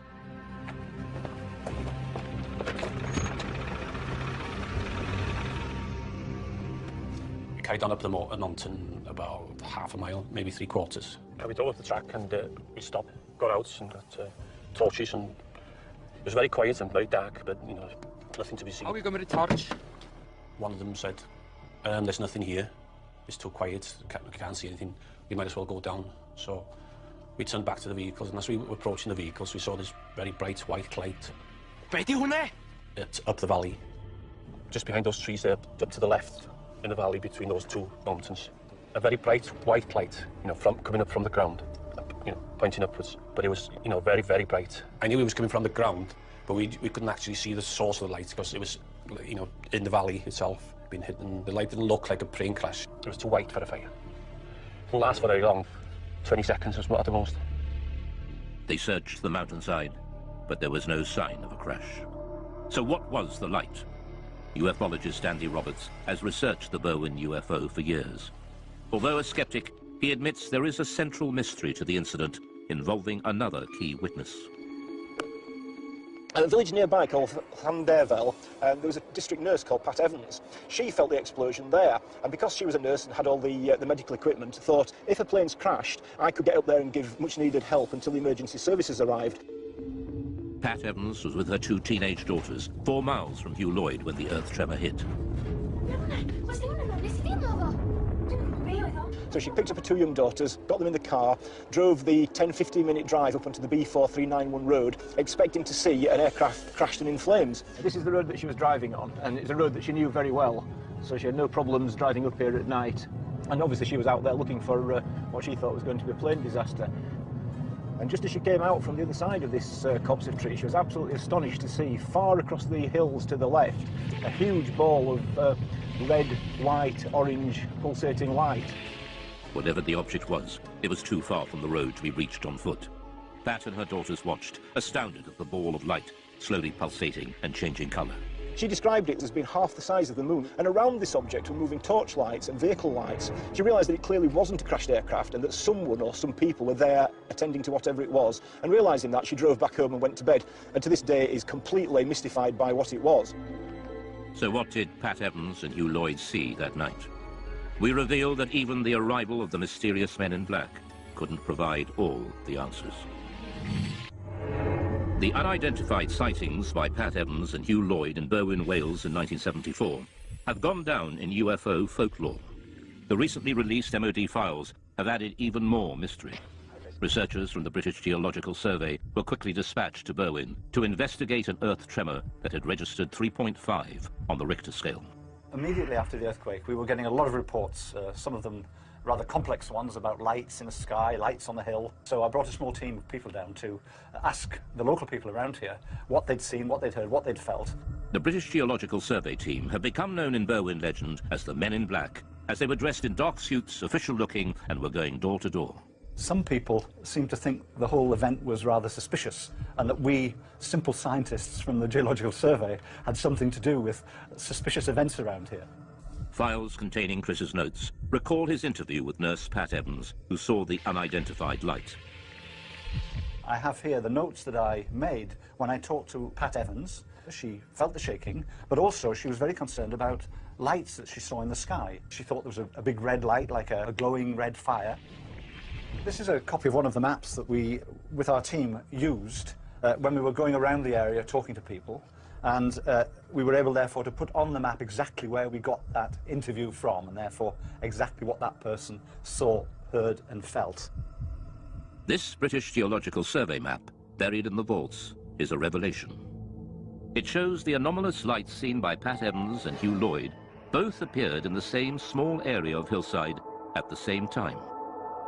Ufologist Andy Roberts returns to the same spot on the mountainside where Pat and her daughter saw the UFO, and where Pat Evans told her story to Andy Roberts in 1998.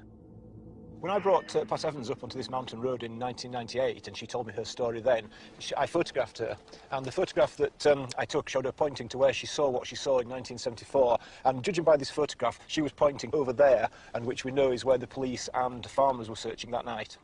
Pat Evans was on the Llangannock to Welshpool Road, which is just beyond the forestry there.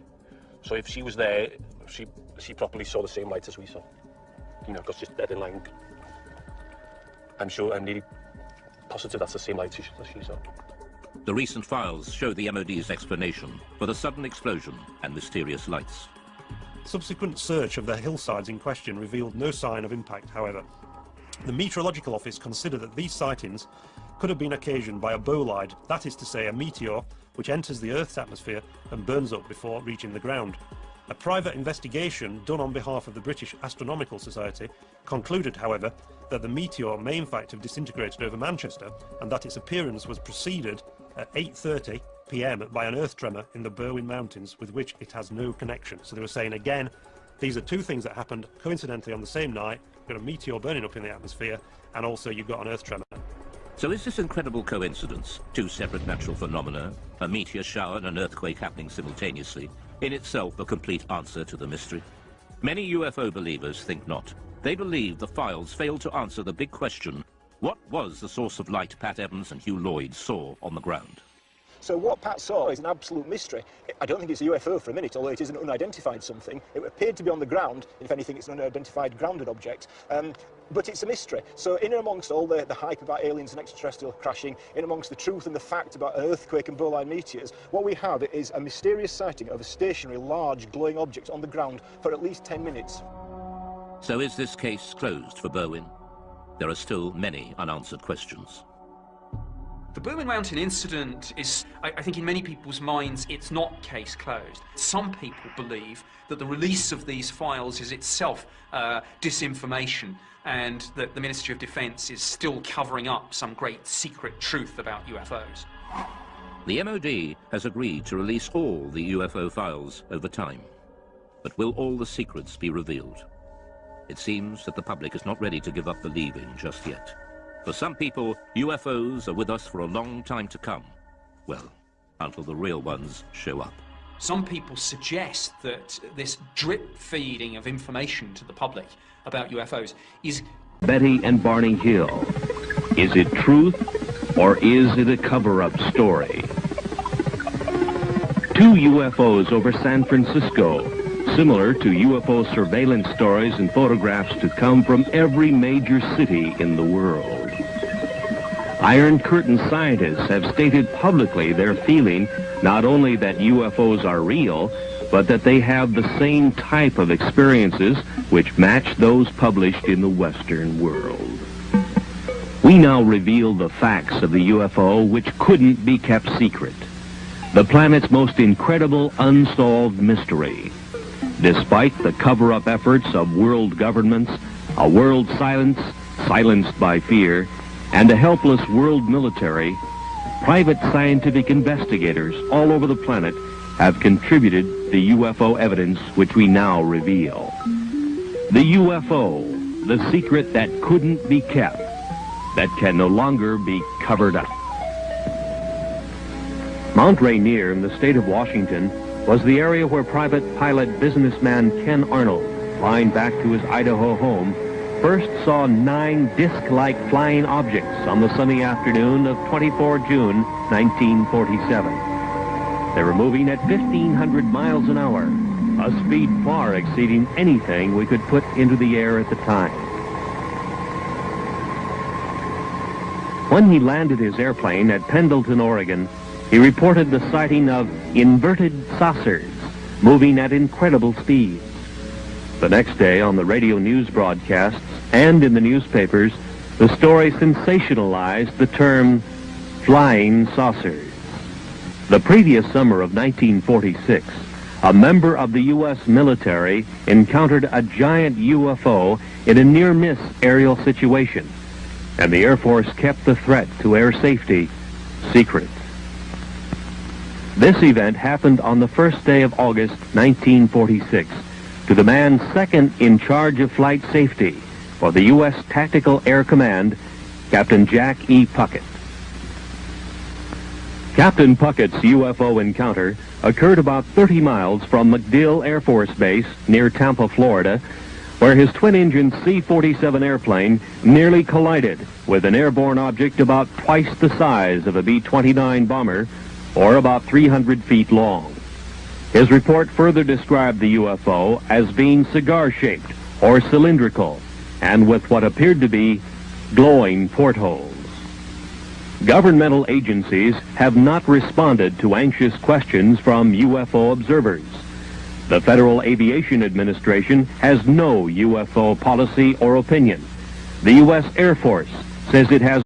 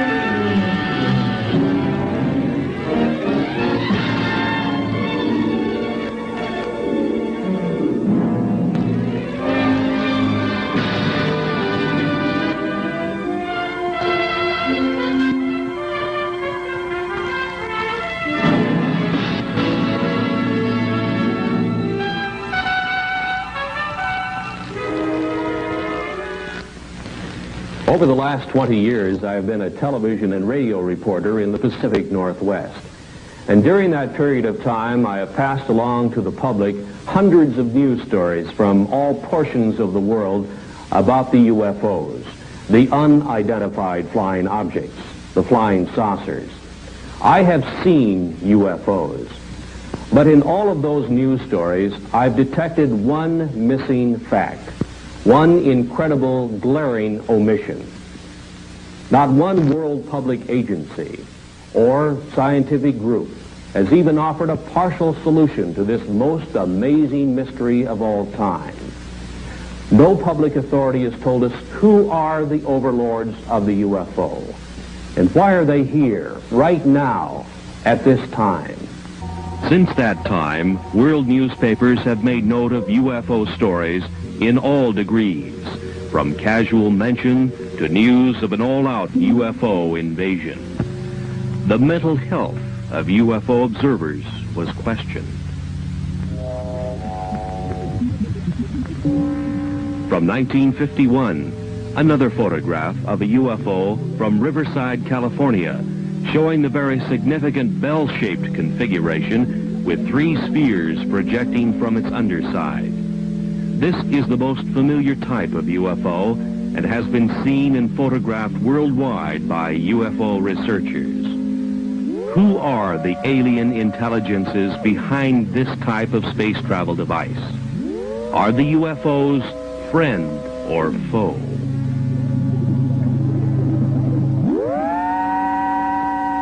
In 1973, another significant UFO picture shows not only the anti-gravity device operational, but also with it is a smaller degravitated sphere under the control of the alien intelligences of the UFO. Who are the overlords of the UFO?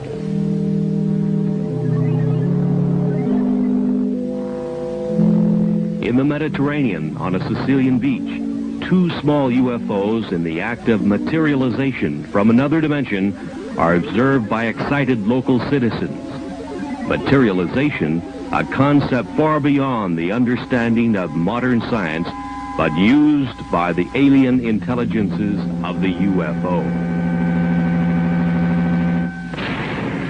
A PhD in biochemistry on the faculty of the University of Oregon in Eugene took this picture of a UFO in the act of materialization from another dimension.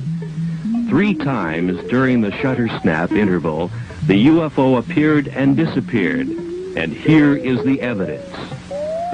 The scientist, fearful of the scorn of his fellows, kept his name secret. He had no desire to investigate one of the most incredible events of the science of the coming 21st century, to which he had been witness and to which he had photographic evidence.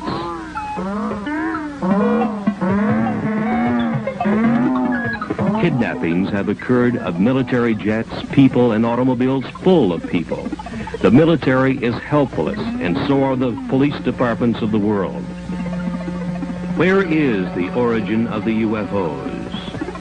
UFO Quebec carried this sketch of a UFO humanoid crewman with a map of the star system in the vicinity of Zeta Reticuli, many light years away. This was indicated to UFO contactees. Well, we got 300 or 400 passengers and 20 stews moved around the cabin. Most of the passengers don't keep their seat belts fastened.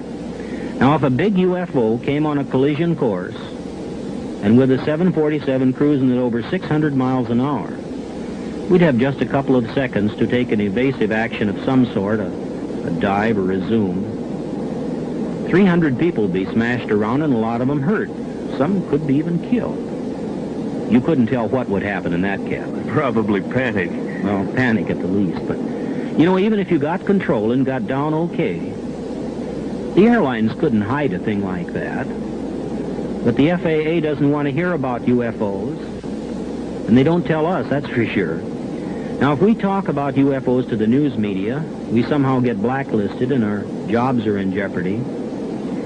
As an airlines pilot, no matter how many UFOs I see in the air, I'm not telling anybody about it.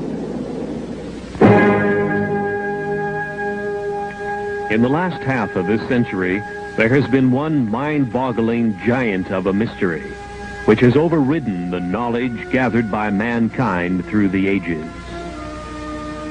There seems to be no answer to the reason for the appearances of the unidentified flying objects, the UFOs. Public opinion pollster George Gallup reports that perhaps 15 million U.S. citizens, scientists, and other responsible observers have seen the so-called flying saucers, the UFOs. Who are the overlords of the UFO? What is their origin and their mission?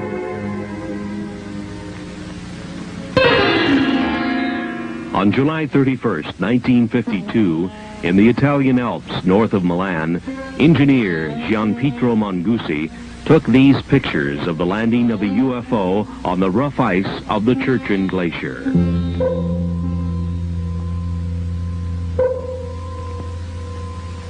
The UFO landing was only 3 minutes in duration. A humanoid in some kind of spacesuit with equipment on his back emerged from the UFO, walked partway around it, and then re-entered. And Mongusi had the pictures to prove it.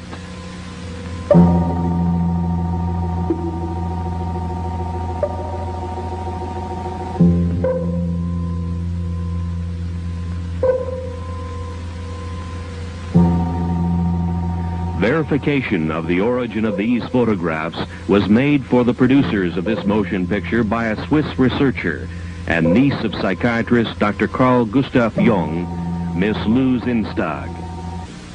There is no Air Force defending any portion of this planet that can truthfully deny that the following documented incidents did take place and that similar incidents are taking place almost every day somewhere in the world. In the southeastern United States, military aircraft have disappeared, and UFOs have been connected with those disappearances. Near Pascagoula, Mississippi, 2 shipyard workers were taken aboard a UFO and given physical examinations. In 1976, in Kentucky, 3 women were taken aboard a UFO and terrorized while the humanoid crewman of the UFO gave them physical examinations. In Wyoming in 1975, an oil exploration foreman, while elk hunting, was picked up by a UFO along with the elk and was medically examined and returned to the elk hunting area by the UFO crewman. In Arizona in 1975, while working in open country, Travis Walton was zapped away for 5 days and kept aboard a UFO. A few weeks previously, near Alamogordo, New Mexico, a member of the U.S. military was examined by the humanoid crewman of a UFO. Rather than reveal that fact, the U.S. military found duty for Staff Sergeant Charles L. Moody in Western Europe. Before the kidnappers of the UFO, humans seem helpless. The largest circulation newspaper in the United States offers $1 million reward for decisive UFO information.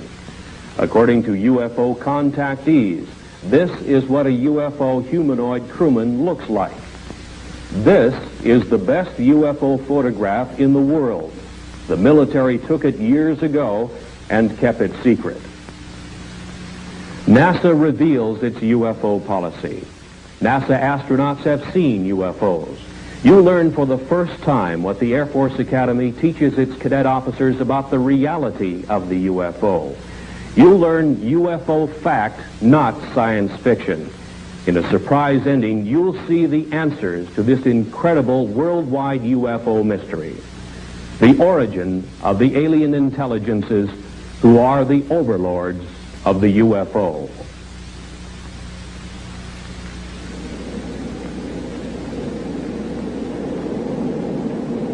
You know, Captain, I keep thinking about a real problem, and it's bugging me. What's that? Well, remember the TWA case when Captain Schemmel dived under a UFO and about a dozen passengers got hurt? Boy, I sure do, yeah. Ever think of what that would be like on a 747? Well, I've thought about it, but I don't talk about it too much.